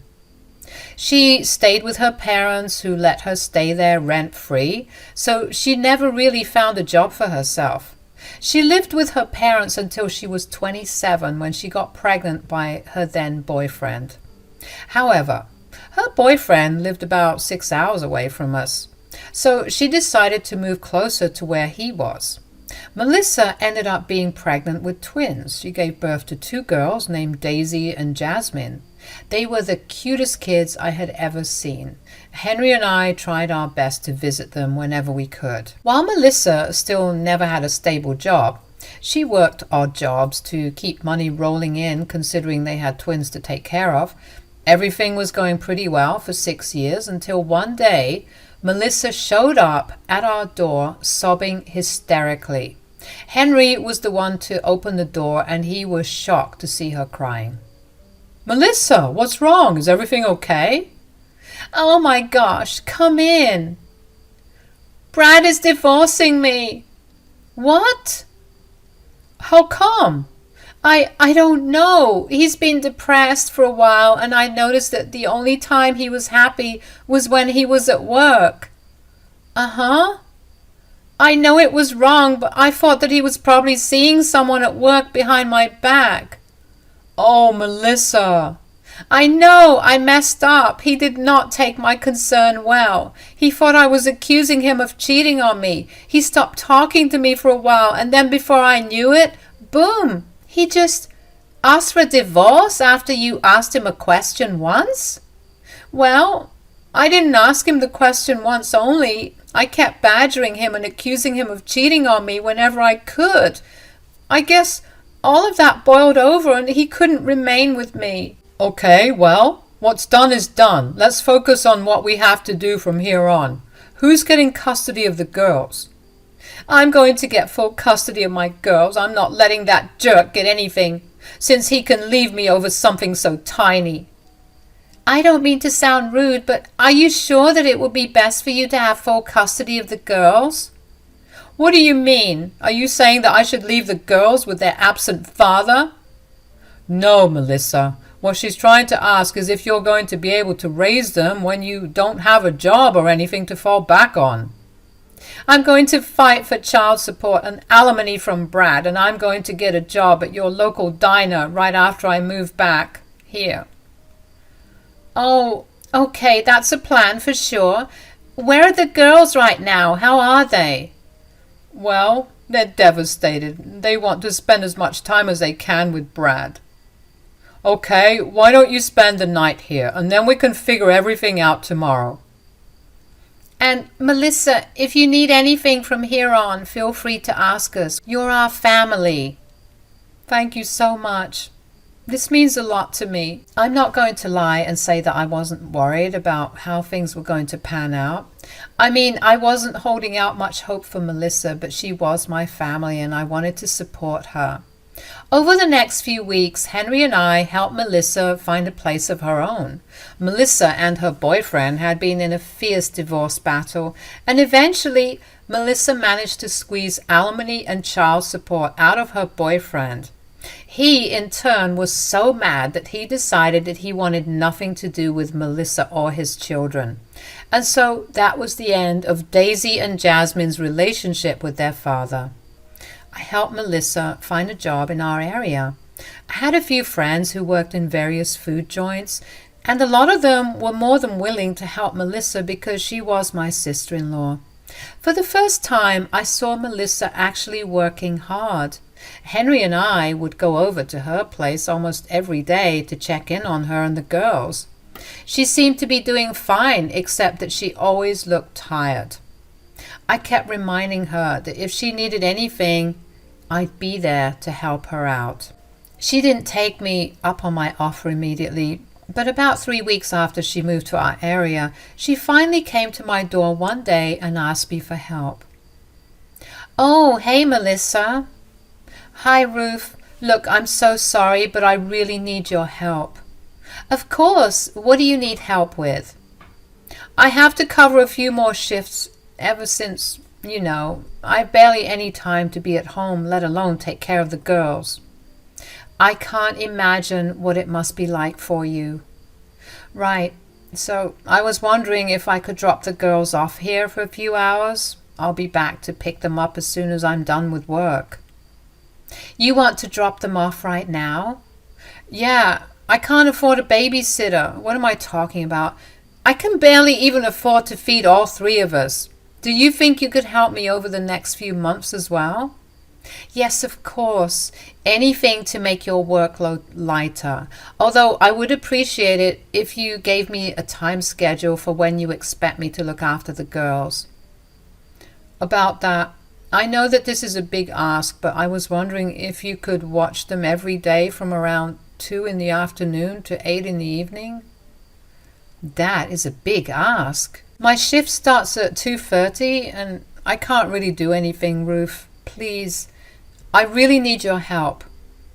Fine, but you cannot keep relying on me to babysit the girls every day. I love them to bits, but I am not their parent. You need to come back as soon as your shift is over, got it? Of course. You're a lifesaver. I promise to find a way to pay you back for helping me out so much. Nonsense. You just get back on your feet and provide a better life for yourself and the girls. Now, where are the girls? They're in the car. I'll be back by around 8, if that's okay. Of course. I'll feed them dinner too. Any allergies that I should know of? Nope. They're good to go. All right then. Call them over. Melissa and I worked out an arrangement after that day, since not only did the girls enjoy their time with me, but it also gave Melissa peace of mind when it came to the safety of her children. Melissa would drop the kids off at my place every afternoon, an hour or so after I returned home from work. She would then pick them up at around 8 p.m. I fed and bathed the girls and also made sure they did their homework. I loved it. Henry and I never really took the idea of having our own kids seriously, but taking care of Daisy and Jasmine made me feel like I was doing something that I was always meant to do. It felt like I had finally found what I felt was always missing from my life. I mean, I know that kids are bigger commitments, but I really did begin to entertain the idea of asking Henry if we should look into either trying to have a child or even adoption. Anyways, this arrangement of Melissa and I's continued for the next 3 months. It became routine at some point, and I was happy with it, and so were the girls. If I'm being totally honest, though, a huge part of me did feel bad that Melissa always spent all her time working. For some reason, she never got any weekends off because she needed all the extra hours she could get in order to make more money. I knew that she had 2 girls to look after, and that only made me sadder because she was so busy working that she was missing out on watching her children grow. Henry and I were constantly talking about how we wanted to help Melissa out, but every time we tried to broach that topic with Melissa, she'd freak out and accuse us of shaming her for being poor. Eventually, we just stopped and decided to let things carry on the way they always did. However, I did begin to notice something over the months since the arrangement was made. Daisy and Jasmine would always seem so hungry when they came over to my place. I'm talking eating like a pig kind of hungry. They'd eat almost every hour, and while I was never one to say no to them regarding food, I was very concerned about how famished they were every single day. They seemed lethargic all the time and constantly took naps because of how full they were from all their food. I never commented on it because I didn't want to shame the girls, but I made sure that I stacked my pantry with only healthy, nutritious food so that at least the girls were not hurting their bodies. One particular day, the girls came over and ate 2 huge bowls of pasta, and only an hour and a half later, they each ate 2 yogurt parfaits. I was genuinely getting concerned, and while they were napping, I contemplated bringing it up with them. But when they woke up, they asked me if we could do some art together. I took them to the park and we had a little picnic art date. When we got back home, Melissa took the girls back home and thanked me for taking care of them. Henry was working late that day and only got back home an hour and a half after the girls had left. After he freshened up, we sat down to have dinner together. He asked me how Daisy and Jasmine were. How were the girls today? They were sweet. They wanted to do some art today, so I took them to the park and we painted for a while. Then I got them some ice cream, which made them very happy. So all in all, it was a good day. What kid wouldn't be happy with ice cream? I know that when I was a child, I would beg to have ice cream every single day. It's not like you still don't do that. Hey, it's not my fault that I crave something sweet and cold every day. Okay, but I have to discuss something that's been bothering me for a while now. Oh, what's it about? Well, I didn't think much of it at first, but I think Melissa is struggling more than she's letting on. What do you mean? It's just that the girls always look like they're starving whenever they come over. They wolf down their food like they haven't eaten in a day. I mean, is it possible that they just have faster metabolism since they're kids, which makes them hungry faster?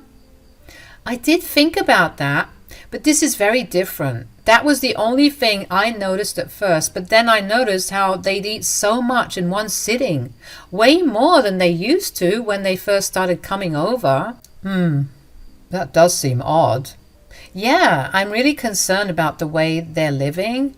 Do you think we could talk to Melissa about this? Maybe offer to help her out a little? No, you know what she's like. She's got a pretty big ego, and suggesting helping her when she's struggling is going to make her angry. I know, but I just really want to do something for those kids. This is exactly how people develop eating disorders and all the health complications that come with it. You're right. But we need to do things a little differently. What if you just cooked extra food for them to take home for dinner and breakfast? That's a brilliant idea. I'll also toss in some snacks in case they get hungry before they get here. Yeah, I'm sure they'll be beyond grateful for your help. What about Melissa? Do you think she'll be offended? Well, I doubt she will be. We're only giving them food, which we can play off as leftovers. I'm sure that she'll be grateful for our help. Okay, that's good. I'll make some extra food starting tomorrow. After that conversation with Henry, I began to make extra food and keep them in separate containers in the fridge so I could give it to the girls. I made sure that I played off the food as leftover food. At first, Melissa did look offended that I was giving them leftover food, and she did try to pick a fight with me for it. But eventually, she just let it go and accepted the food without saying anything about it. I kept that up for a while, and the girls were finally looking healthier, and they seemed happier than before.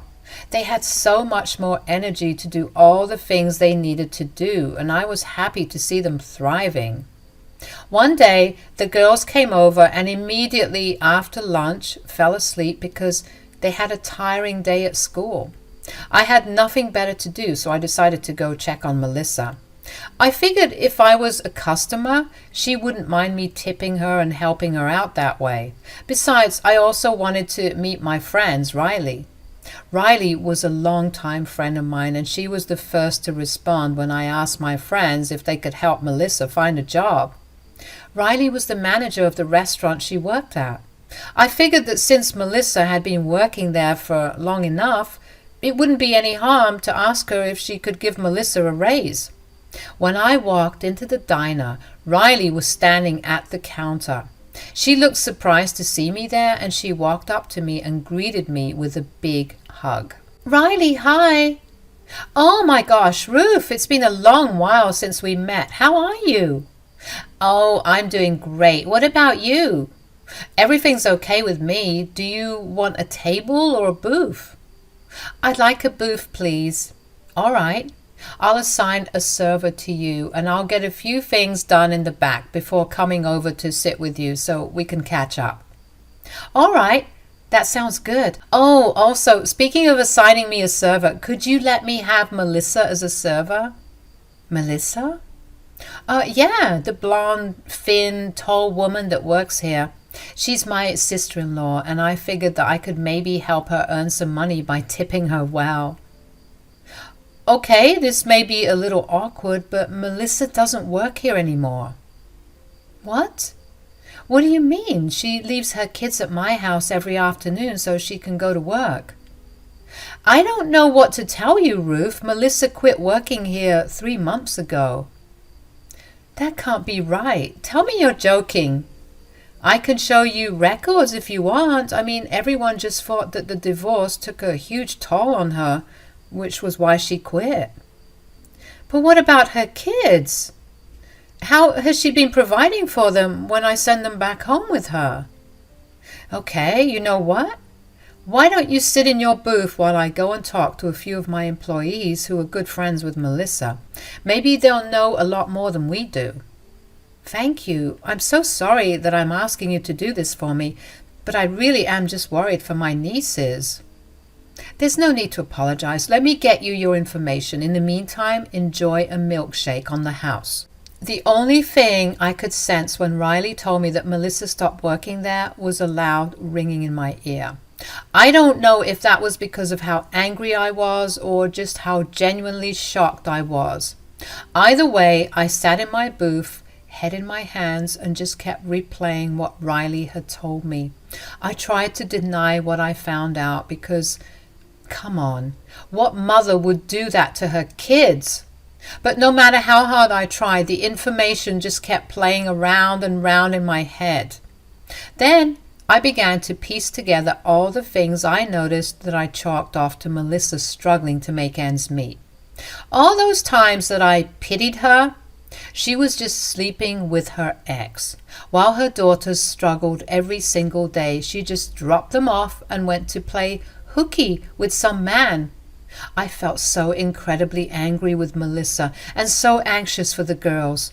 No matter what happened, I knew for a fact that I could not let Daisy and Jasmine remain in the custody of Melissa. Melissa clearly only cared for herself and was not afraid to throw her daughters under the bus for it. Eventually, I was broken out of my thought spiral by Riley. "Hey, you look frazzled." "Yeah, well, I just feel an insane amount of panic. These past 3 months, Melissa's girls have been showing up at my place starving. I just thought that it was a result of Melissa struggling to make ends meet, so I never commented on it. But to find out that she hasn't been working is making me feel sick for the girls." "Oh boy, you're not going to like what I found out then. But before that, did you try to reach out to her in any way right now?" "No, why?" "Okay, because if you want those girls, well, taken care of, you need to get all your evidence right." "What are you talking about?" "I spoke to one of Melissa's shift partners. They were really close up until 3 months ago when Melissa quit. When she quit, she apparently cut all ties with everyone that worked here. But before that, she had been very open with this one girl, and she told me that Melissa reached out to one of her old boyfriends from high school." "Oh no." "Yeah, she reached out to him as soon as her husband asked her for a divorce, and she's been shacking up with him ever since.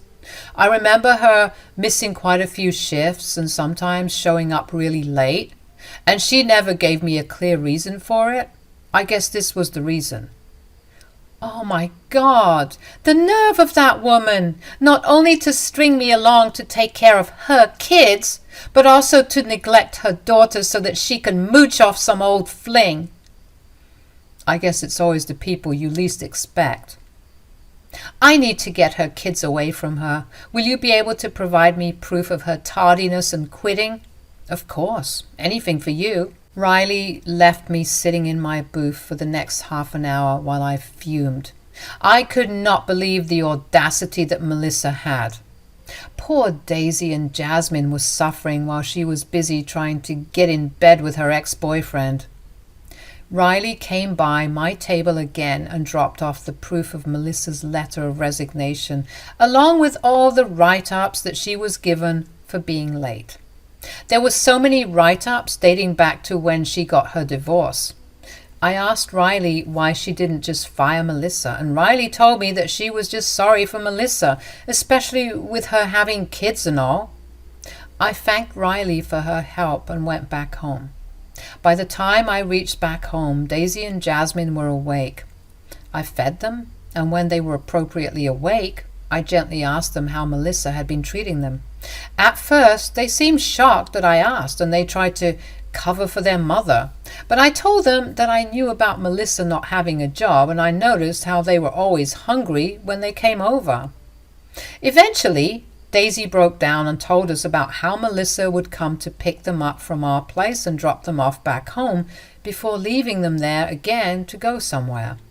She would only return the next afternoon and pick them up to drop them off at my place. They had no food at home because Melissa never had the money to go grocery shopping, so they would wait till they came over to eat as much as they could. I was beyond astounded. These poor girls had been going through so much. I held back my emotions because I didn't want them to think that I was angry at them, and instead asked them if they would be okay with staying with me and Henry. They seemed ecstatic about it, so I called Melissa and told her that the girls wanted to have a sleepover here, and she was more than happy to let them stay with me, obviously. I called Child Protective Services and informed them of what had been going on. They got in touch with the girls' father, and he told them clear as day that he wanted nothing to do with them. That left me and Henry next in line as their potential custodian. I provided CPS with all the proof I had of the girls coming over every day, including security footage of when Melissa would drop them off and pick them up from my front door. I gave them the letters that Riley had given me, and they asked Daisy and Jasmine for their statements. It didn't take long for CPS to contact Melissa and tell her about what was happening. Henry and I were given temporary custody of the girls until Melissa got her act together. Melissa was furious, and she called me to tell me as such. "You did something here, didn't you?" "I have no idea what you're talking about." "You called the CPS on me. Why would you do something like that?" "I didn't do anything." "Oh, really? Then why was I told that a relative of mine made the complaint?" "Fine, maybe I did make the complaint, but I had every right to do it. I have proven myself to be a good caregiver for both of them, something that you have not been able to do." "So you just call CPS on me for not being able to provide for my girls? Was it not enough to see me suffer through my divorce that you have to take away my only rays of light?" "Don't be overdramatic, Melissa." "I'm not being overdramatic, you freak. You took away my little girls. They are the only reason that I'm even managing to go through all my struggles." "What struggles are you talking about? Quitting your job, tossing your kids at me so I can take care of them, shacking up with your high school ex-boyfriend? Are any of these your struggles? Because let me enlighten you, none of these are problems. How? I happened to visit the diner you used to work at just to give you some moral support. Your boss told me about you quitting, and that just made everything add up. I mean, you were neglecting your precious girls for a fling. So you were following me? What I do in my time is none of your business, and that gives you no right to make life-altering decisions for me either." "You're absolutely right. However, when your decisions begin to harm your children, that you leave in my care every single day, I am going to get involved. The girls do not deserve any of your cruelty." "I have not been cruel. I only went back to my ex because he's loaded. He's spoiling me, and I was going to get him to give me more money so I could spoil my girls." "Wow. I did not think you could get any more pathetic. You quit your job so you could use your ex-boyfriend for his money. All the while your daughters made do with nothing. You would have let them be that way until your fling gives you money for them, which could have been a very long time. Not once did you think about them, and that in itself is enough to prove what an unfit mother you are." "You're psychotic. Give me back my girls." "If you want them back, you're going to have to fight me in court. Ask your rich boyfriend to pay the lawyer fees and see me there. And just so you don't have to worry, I'll make sure the girls are always well fed and taken care of. I'll make sure to do all the duties that you failed to do as a mother." "Why, you... Bye." I was beyond happy that Melissa was angry. At least it showed me that somewhere in there she actually cared about her children. Daisy and Jasmine were actually really happy to be able to live with Harry and I. We fed them and provided them with everything they needed. We put them back in school, and they were having a great time. Melissa did end up taking us to court for stealing her kids, but I provided the court with a multitude of evidence showing how Melissa had been neglecting her girls to stay with her boyfriend. Melissa tried to argue that she was only doing it to get money, but the jury was having none of it. Eventually, they gave her visitation rights for 12 hours every weekend under supervision, while Henry and I were granted full custody of the girls. Daisy and Jasmine were actually kind of happy to be able to see their mother. I told Melissa that her visitation was only happening at our house and wherever we wanted it to happen. I did not want to risk her running away with the girls. Melissa had been very cold towards Henry and me, but that's not something we cared about. However, with every visit to the girls, she began to get a lot nicer to Henry and me. One time, she even went as far as apologizing to us for her behavior. She thanked us for providing her children with a life she probably would never have. She agreed to go to therapy and so at least there's something more positive coming out of this. Daisy and Jasmine have decided that even if Melissa gets back on her feet, they still want to stay with me, and that's honestly okay with us. Melissa has a long way to go before she becomes fully all right, and as long as she works on herself, she'll be able to become a better person. As for Henry and I, we're doing amazing. We're happier than we ever were. And in some way, we feel like Daisy and Jasmine are our own children. And we feel great that we get to raise a family of our own. Thank you so much for listening to my story. Hello guys, I'm Cecily and I'm now a single mother to a beautiful son. My story will sound tragic in the beginning, but I assure you that I got justice in the end. This story is about my husband Ethan, my mother-in-law Marie, and my grandfather-in-law Ace. All are fake names because they belong to a highly wealthy family who will be easily recognized. I'm sorry for hiding our names. I really mean no harm. I always thought that Ethan and I were in love, and for the 3 years we dated in college, I thought that he was my soulmate. I must say that he was a gentleman and did everything right. Naturally, I was madly in love and married him after he proposed. Everyone was happy except his mother, Marie, who simply couldn't stand me.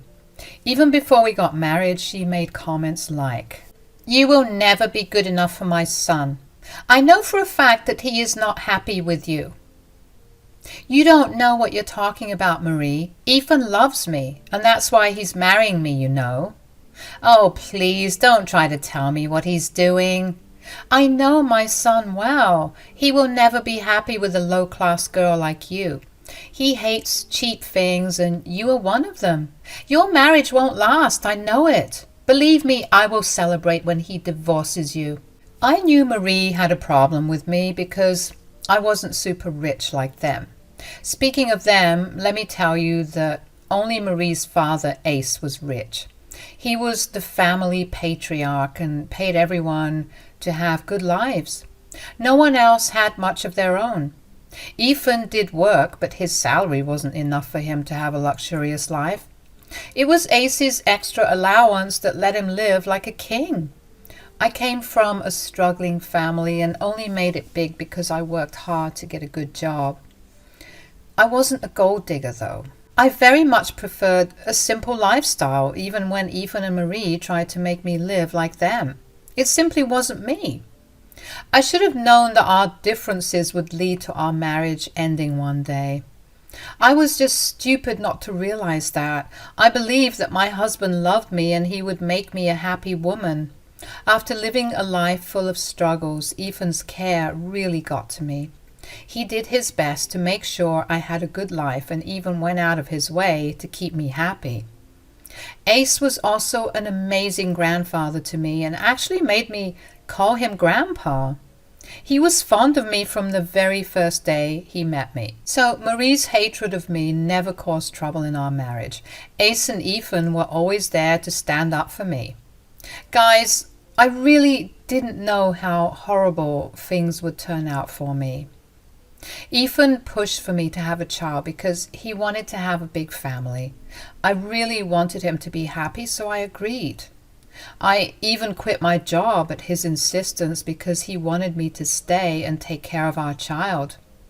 Initially, I was hesitant, but the moment I found out I was pregnant, I really wanted to do the best for my son. I must say that my son is the best thing that came out of my marriage. I still remember how happy I was when I held him in my arms. I was so excited to take him home and start our new life together, but I didn't know that life would change for the worse. The moment I stepped through the doors of my house, my son was taken away from me by Marie. I was just out of the hospital and not doing very well, so this sudden turn of events really confused me. I was just going to ask what was going on when I saw Ethan taking 3 suitcases from his staff and throwing them at me. They hurt because they were packed. I was so confused and said, "What is going on? What are you doing?" "What do you think we're doing, Cecily? Your time is up. You need to leave the house. Wait, what? What are you talking about? Ethan, what is going on? We're kicking you out, and I'll be divorcing you very soon. That's what's going on, Cecily. Did you really expect me to put you on a pedestal and worship you for the rest of my life? What are you saying, Ethan? Why are you being so cruel? What's happening? Why are you doing this? You have served your purpose. We don't need you anymore. So you need to take your trash and get out. You have to be kidding me right now, Marie. You can't do this to me. Ethan, why are you doing this? What's going on? Didn't you hear my mother, Cecily? You already gave birth to my baby so that I can have an heir. I don't have any use for you anymore. I will be divorcing you the first chance I get. I felt like I was in a horror movie. My own husband was being so cold towards me that I hardly recognized the man anymore. I was shaking with anxiety and was crying due to what my husband and mother-in-law said. My hormones were still all over the place. I didn't know what to say or do. So all I could do was cry and look in horror as my mother-in-law said, "Now I have had the housekeeper pack your clothes so that you won't spoil the house anymore with your unwanted presence. My sweet little grandson will grow up with the best care and soon forget about his cheap mother too." "That is impossible. I will never leave my son behind. You want me out of your lives? I will go away. I don't want to be somewhere where I'm not even loved." "By all means, Cecily, go ahead and leave. Who said we want you to stay? We're telling you to leave, not that you have an option." My heart was still a mess from Ethan's betrayal. I knew that Marie never liked me as much. I also found it a red flag that she had started to show interest in me after I got pregnant. What I simply couldn't understand was why my own husband was acting this way. I had a hard time wrapping my head around the idea that my husband didn't love me. With tears in my eyes, I looked at Ethan and said, "How can you be so cold to me, Ethan? Don't you feel nothing in kicking the mother of your child out of your house?" "My child won't even need a mother anymore. Like Mom said, we have plenty of staff around the house who will help my son grow up to be like me." "Even you want to take our son away from me. Do you think our son will have a great life being away from his own mom? Our son needs his mom, Ethan." Ethan simply laughed at me like I just told him a joke. My heart was already breaking in my chest, and I stood there frozen. The man who I thought was the love of my life was slowly getting lost. He was being replaced by an absolute monster who cared nothing about me or our child. I couldn't believe what I was seeing and hearing when Ethan stopped laughing and said, "What makes you think my son needs you? He's just a newborn who doesn't even know his own mom. We can get plenty of wet nurses and nannies who will make sure my son grows up well." "My son is right. My grandson won't be in need of anything. You are the last person who's fit to raise him anyway. You are a low-class woman who doesn't even know how to dress yourself properly. If I leave my grandson in your care, he will turn out to be a loser." "Oh God, yes, I almost forgot what an embarrassment you were to me all these years. I would rather die than have my son go through those humiliating experiences like me." Ethan said those words with great distaste. It was like my husband was regretting all the years he spent married to me. His words conveyed that annoyance as well. I was so shaken that I didn't know what to say anymore. But I knew that I had to hear those words and finally see Ethan for who he was. And I needed to know just how much of a horrible person he is. I said through tears, "What? Did I humiliate and embarrass you? But how?" "How? Do you want to know how you embarrassed and humiliated me? Just look at you, Cecily. You belong to a low-class family and used to work a 9-to-5 job like some broke woman. You are not suited for an upper-class family like ours. Mom tried so hard to teach you our ways, but you didn't even want to learn anything." "Wait, so you wanted me to become a rich snob? If I was such an embarrassment to you, why did you even fall in love with me?" "Who said I fell in love with you, Cecily? You were a beautiful lady, so I thought maybe I could groom you into a nice trophy wife. But I didn't realize that your cheap habits will never go away." "In that case, why didn't you just leave, Ethan?" "I would have dumped you after having some fun, but then Grandfather ended up liking you. I wanted us to get married and have kids. I knew that if I had walked away, Grandpa would have been angry, and that's why I married you. Now that you have given me a grandson like I wanted, I have no use for you anymore." So that's why Ethan had married me. He married me because his grandfather wanted me as his granddaughter-in-law. Ethan was scared that Ace would pull his allowance and inheritance if he dumped me for no reason. So to get into Ace's good graces, he married me. Now I knew why Ethan was pushing me to have a child. All he wanted out of me was an heir, so that Ace would leave him his fortune. I stupidly gave in, and now I am suffering the consequences. This was all a part of Ethan and Marie's twisted plans. Ethan never loved me, and had only wanted to use me for fun. The man I married was not my soulmate, he was a predator. I felt disgusted just looking at him. I said, "So that's what this was all about?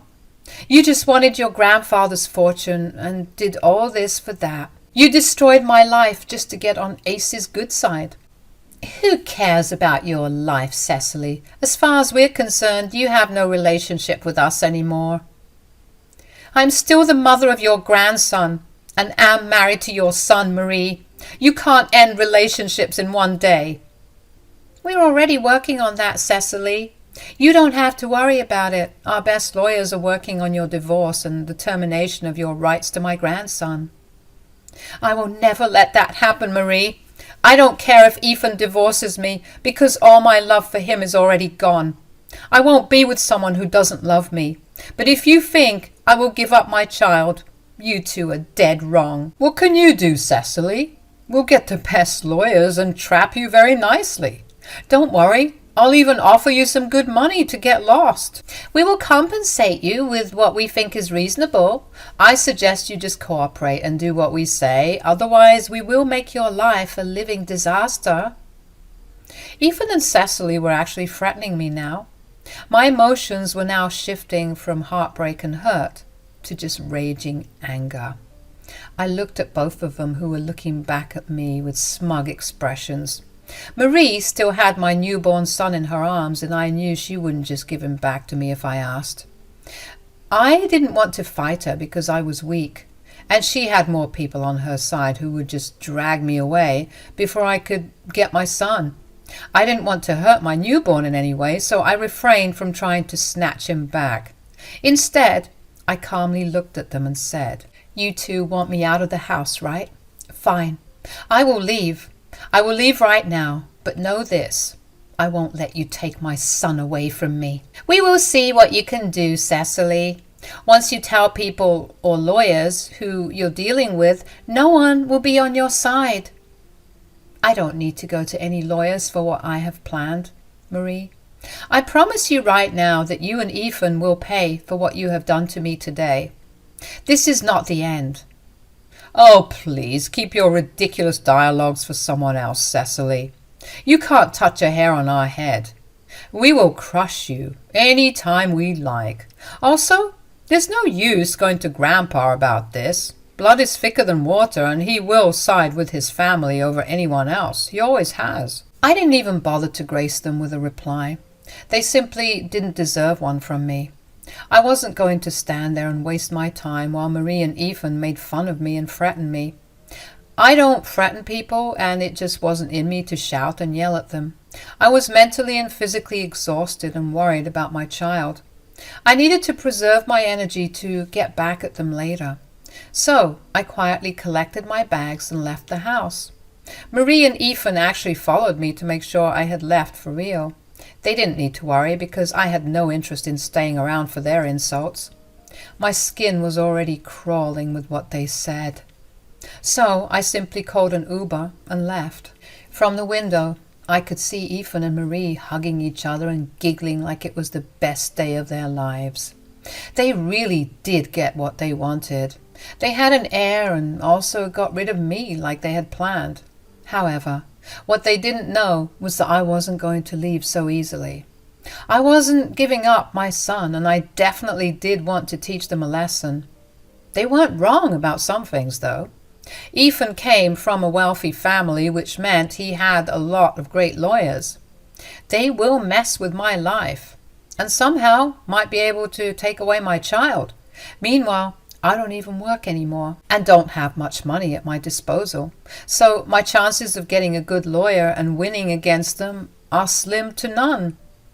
I knew that I needed someone's help if I wanted to come out on top. And Ace was my only option. I went straight to Ace's house with my stuff and his staff let me in. I was a little nervous about approaching him because Ethan's words were ringing over my head too. It was true that Ace places a lot of importance on family and would always put his family above anyone else.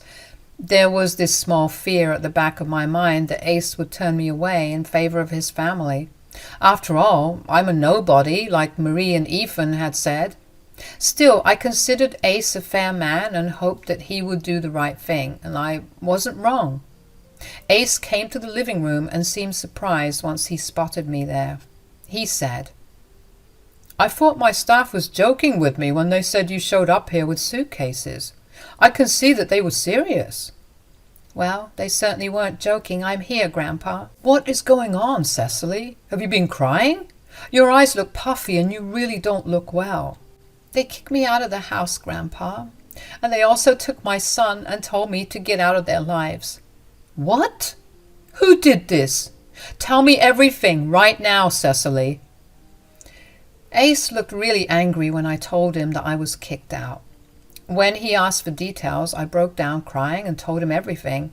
After acting all strong and composed in front of Ethan and Marie, I just couldn't do it anymore. My life was falling apart right in front of my eyes, and everything I knew about my marriage was a lie. No matter what, I did love Ethan with all my heart, and what he did absolutely broke me from the inside. So I sat on Ace's couch, cried my heart out, and told him everything. He looked really concerned when I was crying, but I told him everything, and he was as mad as I was. I calmed down a little and said, "I came here because I didn't know where to go, Grandpa. You have always been nice to me, and I knew you would at least give me a temporary shelter."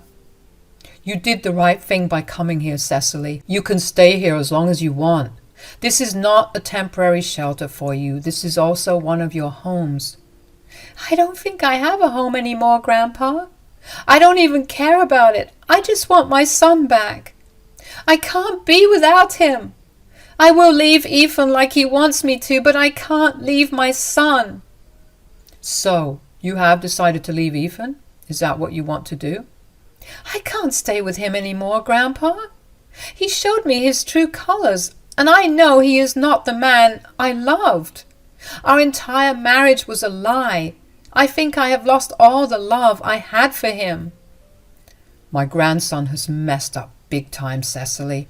I don't know how to apologize to you for this. What he and my daughter have done is not okay. Actually, I too think it would be better for you to leave him." "I am willing to do that, Ace. But Ethan and Marie want me to terminate my rights to my kid. I don't want that, Ace. Please don't ask me to do that." I was really scared that Ace would also side with them on this matter. He didn't push me to stay with Ethan, which I was grateful for, but that wouldn't mean that he would allow me to take his great-grandson and move away. I don't think he would have liked that at all, so there was a possibility he would take their side in this matter. But what Ace said next absolutely surprised me. He said, "I will never ask you to give up my great-grandson, Cecily. You are his mother, and he needs you in his life. What he doesn't need is an evil father and grandmother like Ethan and Marie." Oh, God, the things They have told you, and what they have done to you are horrible. I don't know what to do, Grandpa. They said that they would get the best lawyers to defend themselves and pressure me into giving up my rights. They even took away my child the moment I came back to the house. My dear Cecily, you don't have to worry about anything. I'm here for you and my grandson. I will never separate a mother from her son. Ethan and Marie will pay for what they have done. Really? You'll take my side over them, Grandpa? They're your family, and like they said, blood is thicker than water. You always put your family above everyone else. That's what I liked about you. That's some nonsense, Cecily. If Ethan and Marie are my family, you and my grandson are too. Why do you think I gave you the permission to call me Grandpa over my name? It's because you are family to me. At the end of the day, I won't tolerate anyone being so cruel and vile, even if they are my own family. So, Marie and Ethan are going down, no matter what. Ace's kindness brought tears to my eyes, but in a good way. I was really lucky to call Ace my grandpa. He filled that little hole in my chest that was there because I never met my own grandparents. I will always be grateful to Ace for what he did for me. He was super mad and told me that he would make sure I got justice. He quickly called his staff and made a few phone calls here and there.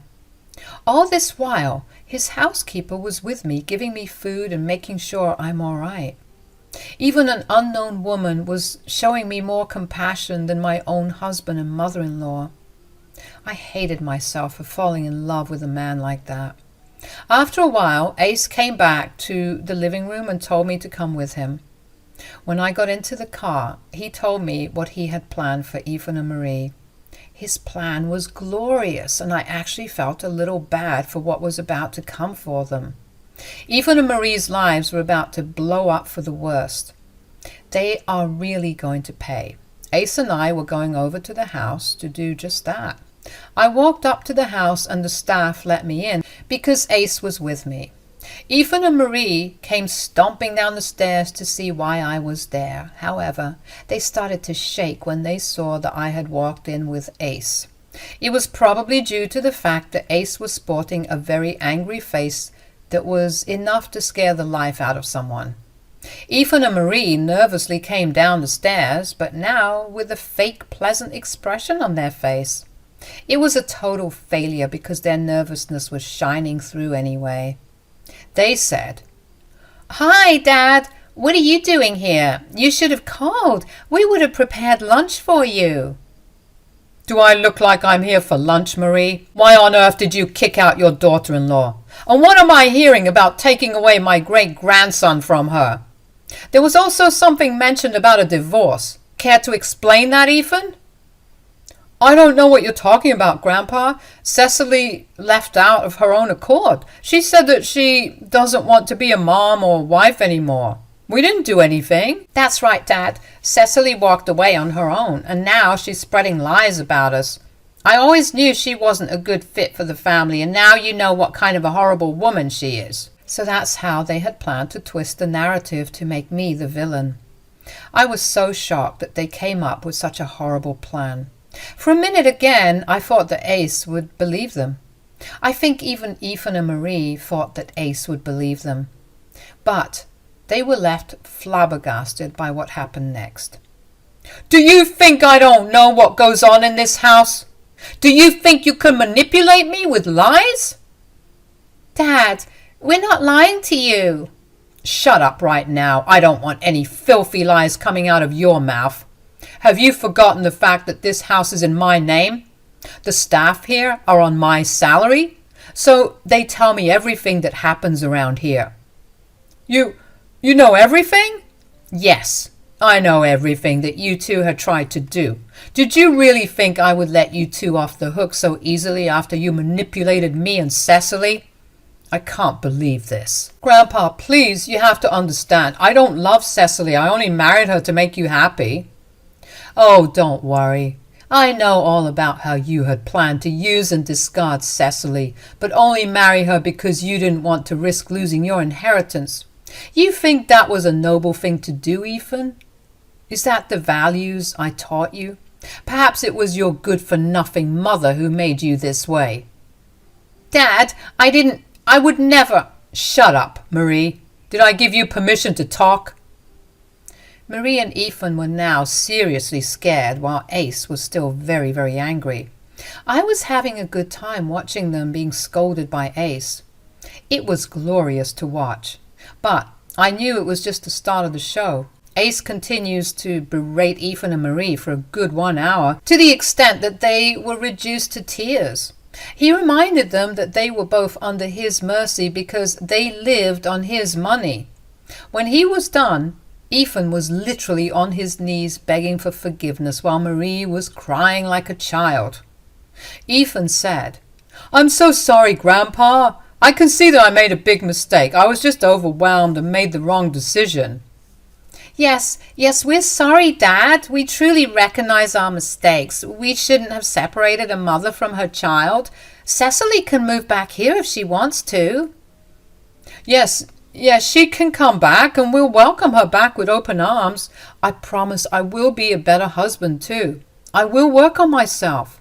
Things will go back to being perfect again. I don't think any of this is your decision to make. You two are no one to allow her back into the house because this house is mine. Plus, it's up to Cecily to decide if she wants to stay married to an imbecile like you, Ethan. What do you say, Cecily? Do you forgive them? Ace was looking at me like he wanted me to make a decision for him. I knew well enough that if I said no, there would be some dire consequences for my husband and mother-in-law. But I didn't want to say yes because I didn't want those two evil people in my life anymore. I knew that their remorse was only on the surface level, and God knows what they would do if I gave in again. So I calmly looked at Ace and said, "No, I don't think I can forgive them, Grandpa. Plus, they haven't even asked for my forgiveness." "I'm asking you for forgiveness right now, Cecily. Please forgive me." "Yeah, we made a huge mistake, dear. We are family, so let's just look past this one time. I'm sure we will have a stronger bond after this." Don't even bother with lies anymore, guys. You know what you two are. Even if you turn a new leaf and become nice to me, deep down, you two are awful people. And I don't associate myself with people like you. Good decision, Cecily. I applaud you for that. So, you heard her, Ethan, Marie. Looks like you two are in deep trouble now. You two need to vacate this house right now so that Cecily and my great-grandson can stay here. What? You're kicking us out? You can't do that to us, Dad. My staff has already started to pack your bags on my order. I will have you two thrown out just like you tried to throw out Cecily. Oh, one other thing. You can kiss your allowances goodbye. I won't be wasting any more money on imbeciles. Ethan and Marie absolutely cracked up when Ace made his decision. They begged and pleaded with him for mercy and even begged me for forgiveness. They knew then that only I had the power to sway Grandpa Ace from his decision. Ace was in a horrible mood and kept berating them no matter how much they begged for forgiveness. Ultimately, the house staff came down with their stuff, which Ace threw at them, and told them to get out. Seeing Ace so angry, they quickly left before he could publicly make a scene by having his staff escort them out. I don't know where Ethan and Marie went after this. What I do know is that they kept blowing up my phone with apologies and sometimes nasty messages. They desperately wanted to come home and make things better with Ace, but he was definitely not having it. They kept crying, pleading, among other things. They even tried to recruit family members who strictly denied them help because of Ace, so they were left to fend for themselves. Eventually, Ethan and I divorced and he lost custody of our son. I was happy because I didn't want his evil dad to raise him anyway. I was already living in the house I used to live in because Ace didn't want his great-grandson and me to be away from comfort. He actually ended up signing over the house to me. He's leaving most of his assets to my son in a trust so that he can access that when he's older. As for me, Ethan is stuck paying child support and alimony since he has a job.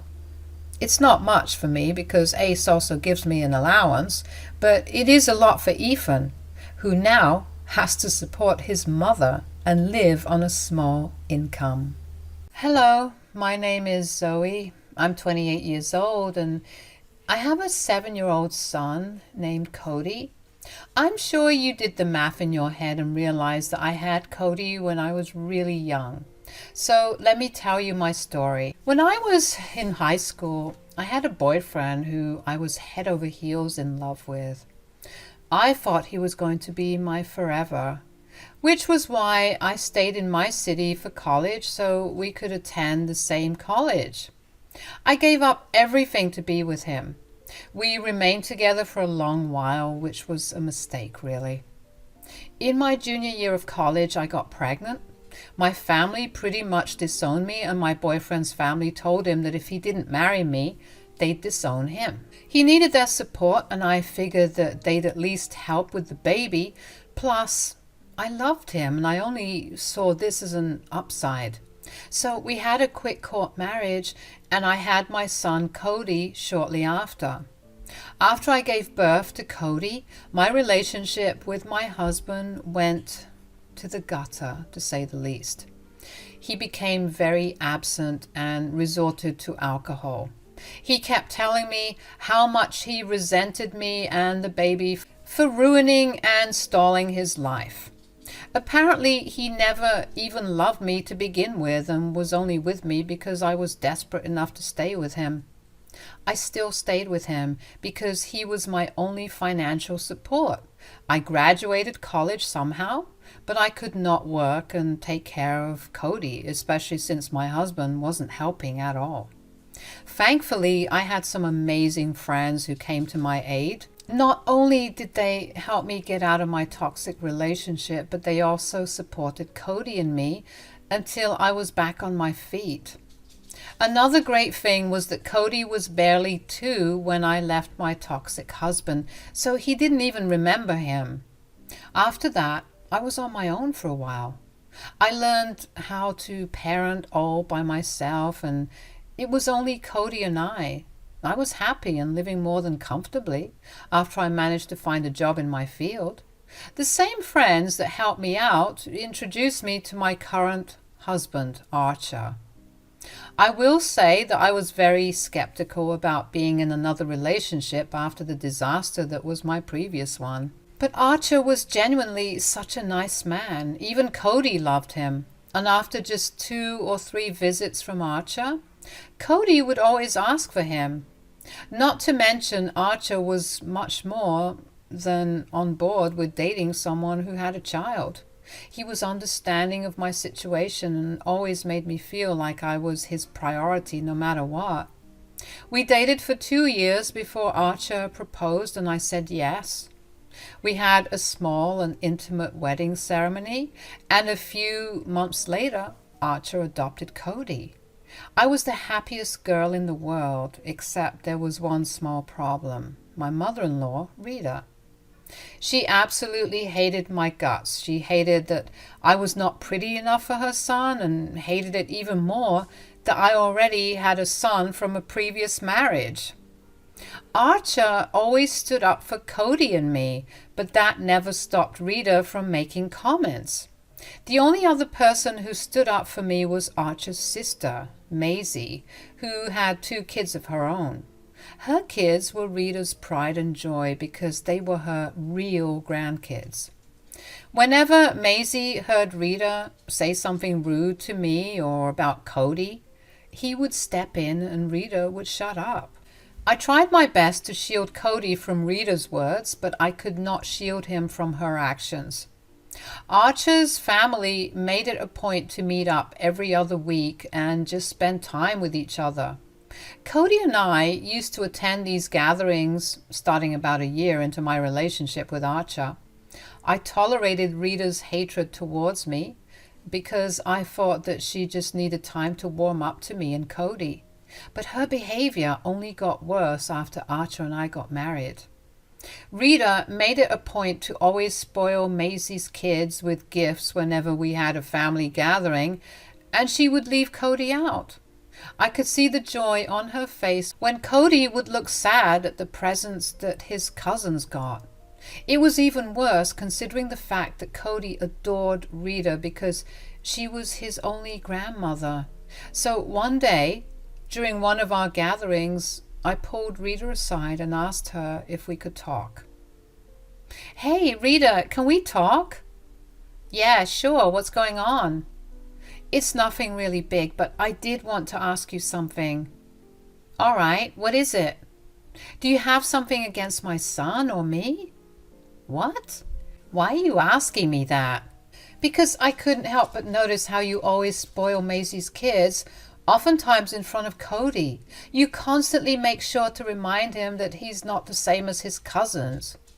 "That's because he's not." "Come again?" "Why should I treat Cody like he's my grandson? Just because you married my son, Cody becomes my grandson? That's not how it works." "Archer adopted Cody, which makes Cody his son, and that makes Cody your grandson." "My grandchildren have my blood running through them. Cody has someone else's genes and blood, and God knows what kind of character that man must have had."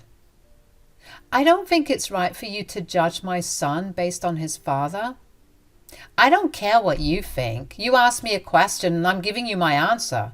I mean, there must have been a reason that man abandoned the both of you, right? Maybe there's something wrong with you and that's going to rub off on your kid. And let me tell you, I do not want whatever that is running in my family." "Whoa, what's going on here?" "Your mother was just telling me that she doesn't consider Cody to be her grandson because I have questionable qualities that she doesn't want to be a part of her family." "Mom, what is wrong with you? That's such a mean thing to say. Cody is part of our family, whether you like it or not. I don't like how you favor my kids over him either. You better start treating them equally or you're not going to meet my kids again. You can't seriously be threatening me with no contact over this stranger's kid." "Zoe is not a stranger and neither is Cody. They are Archer's family, and if you can't accept that, then there's no need for you to have your family either because you clearly don't value family. Stop behaving like a child and be nice." Maisie grabbed my hand and left a gobsmacked Rita behind. Rita did not like that Maisie was on my side. She also did not like how Maisie's kids were so nice to Cody. They loved to share their new gifts with him, which was the only thing that made Cody happy after he watched his cousins open their gifts while he got nothing. Rita had always tried to get them to keep her gifts to themselves, be it by force or just making snide comments about them being too careless with their new gifts, by letting Cody play with them too. Maisie had thankfully always stepped in and told Rita to back off. She'd been on my side at all times, and I was beyond grateful that she had taken my side yet again. Rita did text me after that gathering to tell me that she was sorry for treating me and Cody so poorly. She told me that she would be a better person and that she had only been behaving this way because she didn't want her grandchildren to feel like they didn't matter to her. She was only trying to show her grandkids that they were special to her, and she ended up doing that at Cody's expense, which she regretted a lot. Archer and I were genuinely surprised that she actually made an effort to apologize. I mean, if I'm being honest, I did feel like her apology was an obligatory one and not one that she actually meant. A part of me also did feel hurt that it took Maisie threatening Rita to cut contact with her kids for Rita to actually behave decently. I decided to look past my feelings about the whole thing anyway. I was just glad that I could look forward to Rita being nicer to us. After we got that text from Rita, Archer and I decided to call Maisie and invite her out to lunch with us. We left all the kids with Rita. I know, a huge surprise, and we went to lunch together. Once we were seated together, I thanked Maisie for coming. "Thanks for coming, Maisie." "Of course, why wouldn't I? So what's this all about then?" Zoe told me about how you stood up for her in front of Mom, and we just wanted to thank you for doing that. Oh, there's no need to thank me for anything. I simply did the right thing. I mean, I've been watching how Mom's been treating my kids compared to Cody. It would infuriate me. But every time I tried to bring it up with Mom, she would just brush me off, or she would just quite literally exit the conversation and go play with the kids. I really don't understand why Mom is like this. I mean, doesn't she care about the fact that I consider Cody my son? And even legally speaking, he is. Which is exactly what I reminded her of. It's embarrassing how she's behaving worse than our kids. There's no need to play favorites and throw tantrums. I agree. Seriously, Maisie, you're an amazing mother. I've seen the way your kids share everything they get from Rita with Cody. That's not something a lot of kids would do. You're raising them well. Thank you, but I really am just doing the bare minimum. Besides, Mom really does not seem to like that they share with Cody. I swear I've seen her just stare at them in anger for doing it before. I can't imagine. I mean, Mom loved to play favorites all the time with us too. Oh, yeah. Believe me, Zoe, Archer and I never had a good relationship until we moved out of Mom's home. We were constantly fighting to be her favorite, so I really do understand how Cody must feel. I've had to have some pretty tough conversations with him regarding Rita's treatment of him. I try my best to make up for it by spoiling him, but that does not really change things, you know. I completely understand that. Well, Mom seemed pretty shaken up by my threat to take her grandkids away from her if she continues to treat Cody this way, so I hope that she changes. Were you serious about your threat? Absolutely. I don't want my kids growing up around a negative influence like that. I want them to be good and accepting people, things that my mother is clearly not. Which is why I want to tell both of you this. If my mother does anything, and I mean anything bad to Cody, please tell me about it. I'm on your side no matter what. I'll do that. Thank you so much, Maisie. Oh, please, it's a pleasure. After that meeting with Maisie, Archer and I picked Cody up from Rita's place, and we were surprised to learn that she had not only treated him nicely, but also given him gifts. Maisie's threat actually hit a nerve in Rita because she began to treat Cody really nicely, and by extension, she started treating me nicely as well. It took a couple of months for me to fully trust Rita. I mean, when you've been bullied by someone for a long while, it will take some time to trust them. I will admit that I did take too little time trusting her, though. She bullied Cody and me for years, so only taking a few months to let her in was a rookie mistake. I just really wanted Cody to have a grandmother, and I wanted a good relationship with my mother-in-law. Once I began to trust her, I began to truly believe that my relationship with her was improving. Archer was really happy that his mother and his wife were getting along nicely as well. Cody would frequently ask to go over to Rita's, or would ask for Rita to come over, so that would often happen too. Rita quickly became a regular fixture in our lives. I was even happier because I finally got to enjoy our family gatherings instead of spending that time worrying about how Cody was feeling, or just being angry with Rita for the way that she was treating him.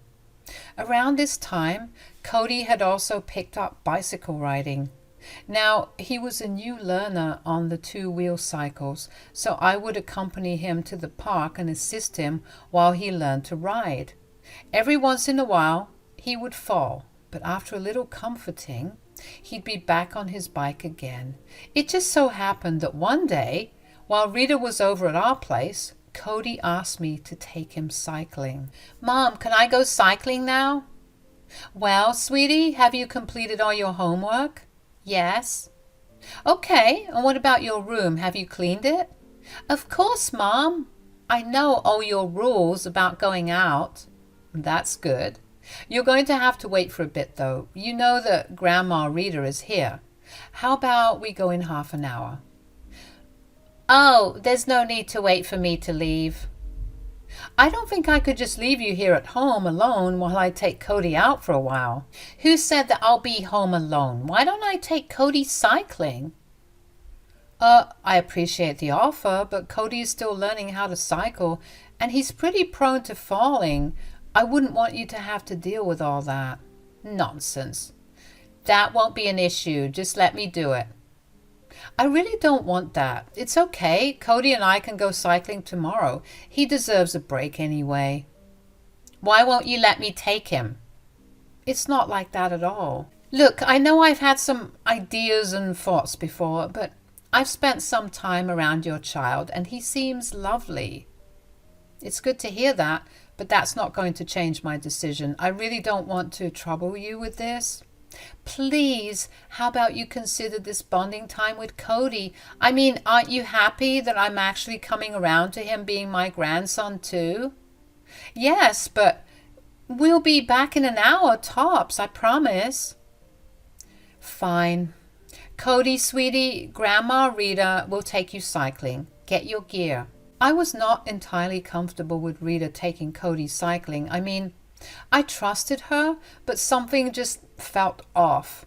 I tried my best to let go of the bad feeling I had in my gut and busied myself with housework for the next hour or so. Archer was at work, so I didn't really have anyone else to share my anxiety with. When the sky started turning dark, I grew even more anxious. Rita and Cody had been out for almost 2 hours, and Rita was not picking up my calls. Finally, I heard Rita's car pull up into the driveway, and Rita walked into the house just as I was done making dinner. Hello, I'm back. Oh, hey, where's Cody? Oh, that boy, what do I tell you? You were right, he was a disaster on the cycle. What does that mean? Where is he? Well, I took him to the park. He got on his cycle and rode it very funnily, might I add.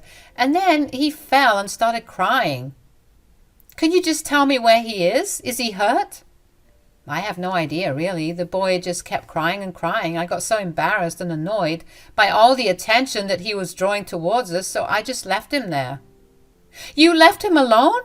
In the park at this hour? In my defense, I kept trying to get him to shut up, but he would not stop. I mean, what more did I expect from a child that wasn't from this family? Have you seen the way Maisie's kids behave? They would never have cried and drawn so much attention to themselves. They would have just gotten up and dusted themselves off. You cannot be serious right now. Did you purposely do this? No, of course not. I really did try to bond with that kid, but he actually looks and behaves nothing like our family. So I had no choice but to leave him there. You had a choice to keep him safe. You could have called me at least. What is wrong with you? There's no need to be so dramatic. It's just a park. There's no danger there. You can just go and pick him up. I am, but just know that I'm going to make you pay for this. More than angry at that moment, I felt fear for Cody. I rushed to the park, and after about 2 minutes of walking around, I happened to notice a huddle of boys just a year or two older than Cody. They seemed to be taunting and making fun of someone in the middle of their circle. I don't know what it was, maybe my mom's instincts, but I just knew that it was Cody in the middle of them. I rushed there, and I was right. Cody was sitting crouched down with his hands on his ears as the boys made jabs at him for not knowing how to ride his bike. Some of them even poked and kicked him. I managed to scare the boys away, and I gathered Cody in my arms. He cried for a long time after that and told me about how scared he was. He confirmed Rita's story, and at that moment I felt white-hot rage course through my veins. The sheer audacity that Rita had to endanger a child at the park, in the dark no less, was astounding. I wanted to make her pay for it in the worst way possible. I managed to calm Cody down, and I took him back home. Archer was home and pacing back and forth in the living room. Rita had thankfully left after she told Archer about what had happened. Archer got really mad at her, obviously, and kicked her out of the house. As soon as we got home and Archer saw Cody, He held Cody in his arms as well and made sure that Cody was all right. We let Cody have whatever he wanted for dinner, and after we put him to sleep, we discussed what had happened and what we wanted to do. I'm so sorry that this happened, Zoe. You have nothing to apologize for. Don't worry about it.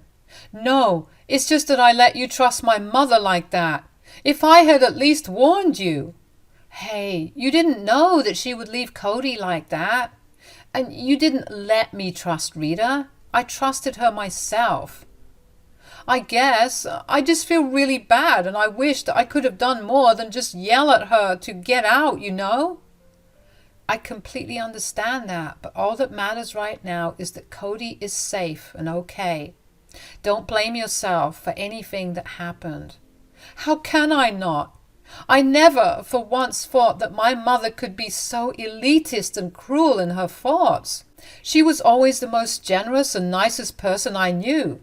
Do you know we had a neighbor who had a kid around our age when Maisie and I were growing up? The kid's family was poor, so Mom would go out of her way every weekend to cook them a big batch of lasagna. And she would buy the kid clothes and stationery for school. I mean it when I say that this was the last way I expected her to behave. Wow.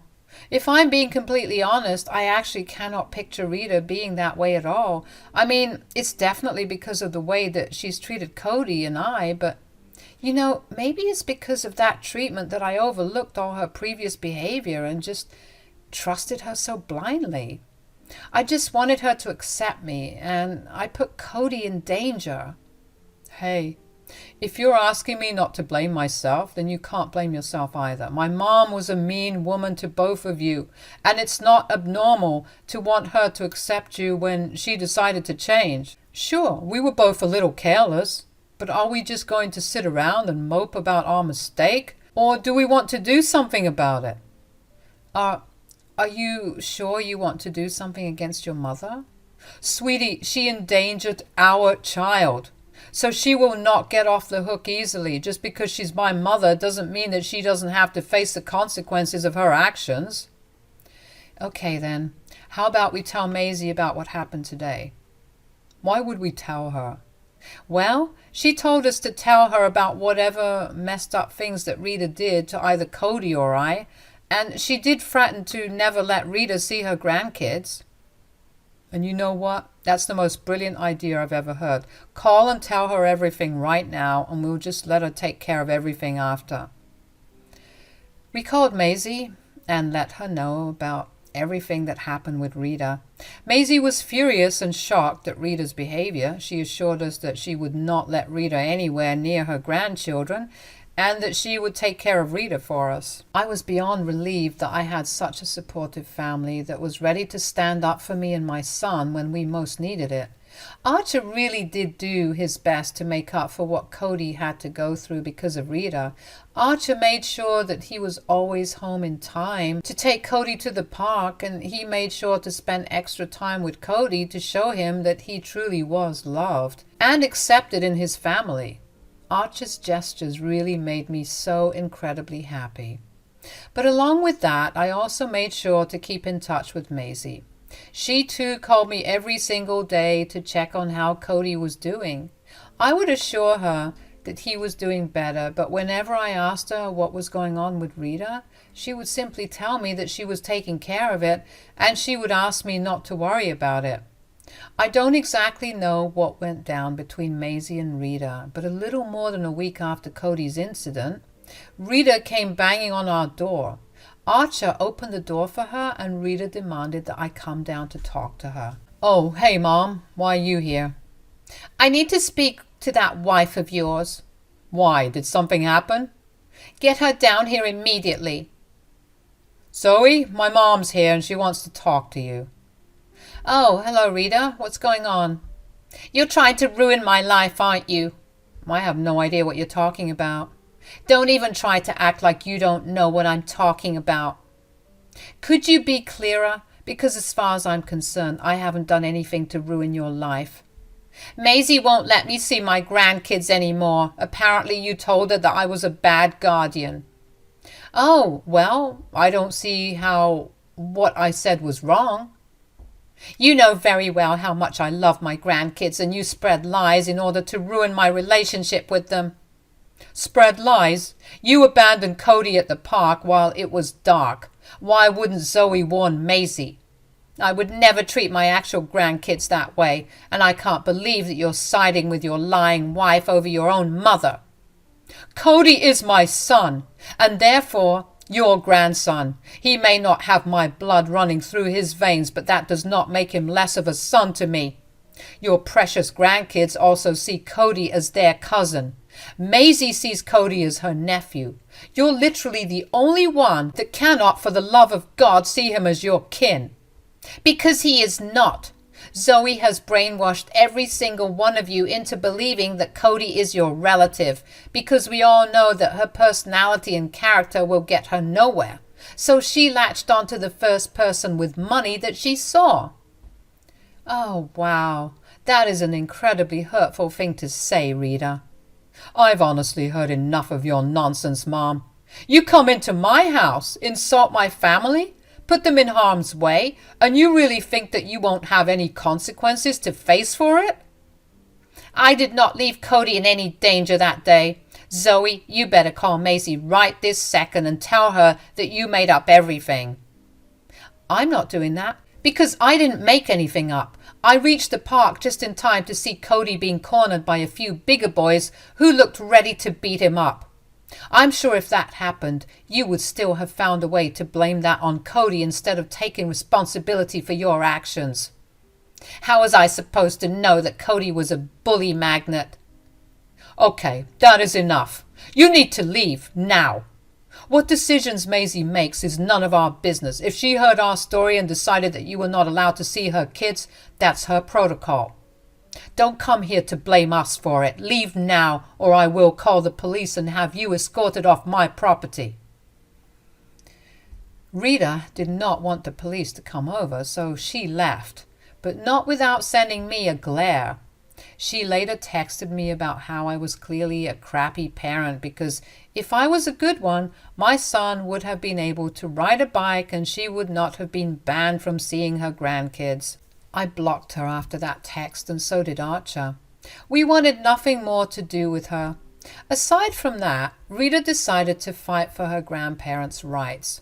Maisie took her up on that challenge and went around gathering evidence of Rita's neglect of Cody in general and the day that she abandoned Cody in the park at night. It's safe to say that Rita did not get a ruling in her favor. Maisie and her kids came over after a while, and we had a long laugh about Rita's behavior and her fate now. I genuinely hope she realizes just how messed up it is to treat a child differently just because they were not your blood. By that extension, she shouldn't be treating even her neighbor's kids nicely. Yes, I've seen her be nice to them. It would not have hurt her to treat Cody with some kindness at least. Cody has thankfully forgotten about what happened in the park. He doesn't like Rita anymore, to say the least, and I think he was the happiest out of all of us when I told him that he would not be meeting Rita, nor would she be coming over to our place. Of course, Archer also apologized to Cody for Rita's behavior and assured him that no matter how Rita treated him, he was still Archer's son. Cody is back to being his happy, playful self, and I'm happy. And I'm happy that things finally settled down now. I don't really know what's happened to Rita ever since. I mean, it's been a good few months since everything happened. I don't really want to know what's happened either. I'm just happy that she stopped bothering us. Archer and I are looking forward to what's going to happen next in our lives. I know I'll be able to get through whatever is next thrown in my way because I have a wonderful family to rely on.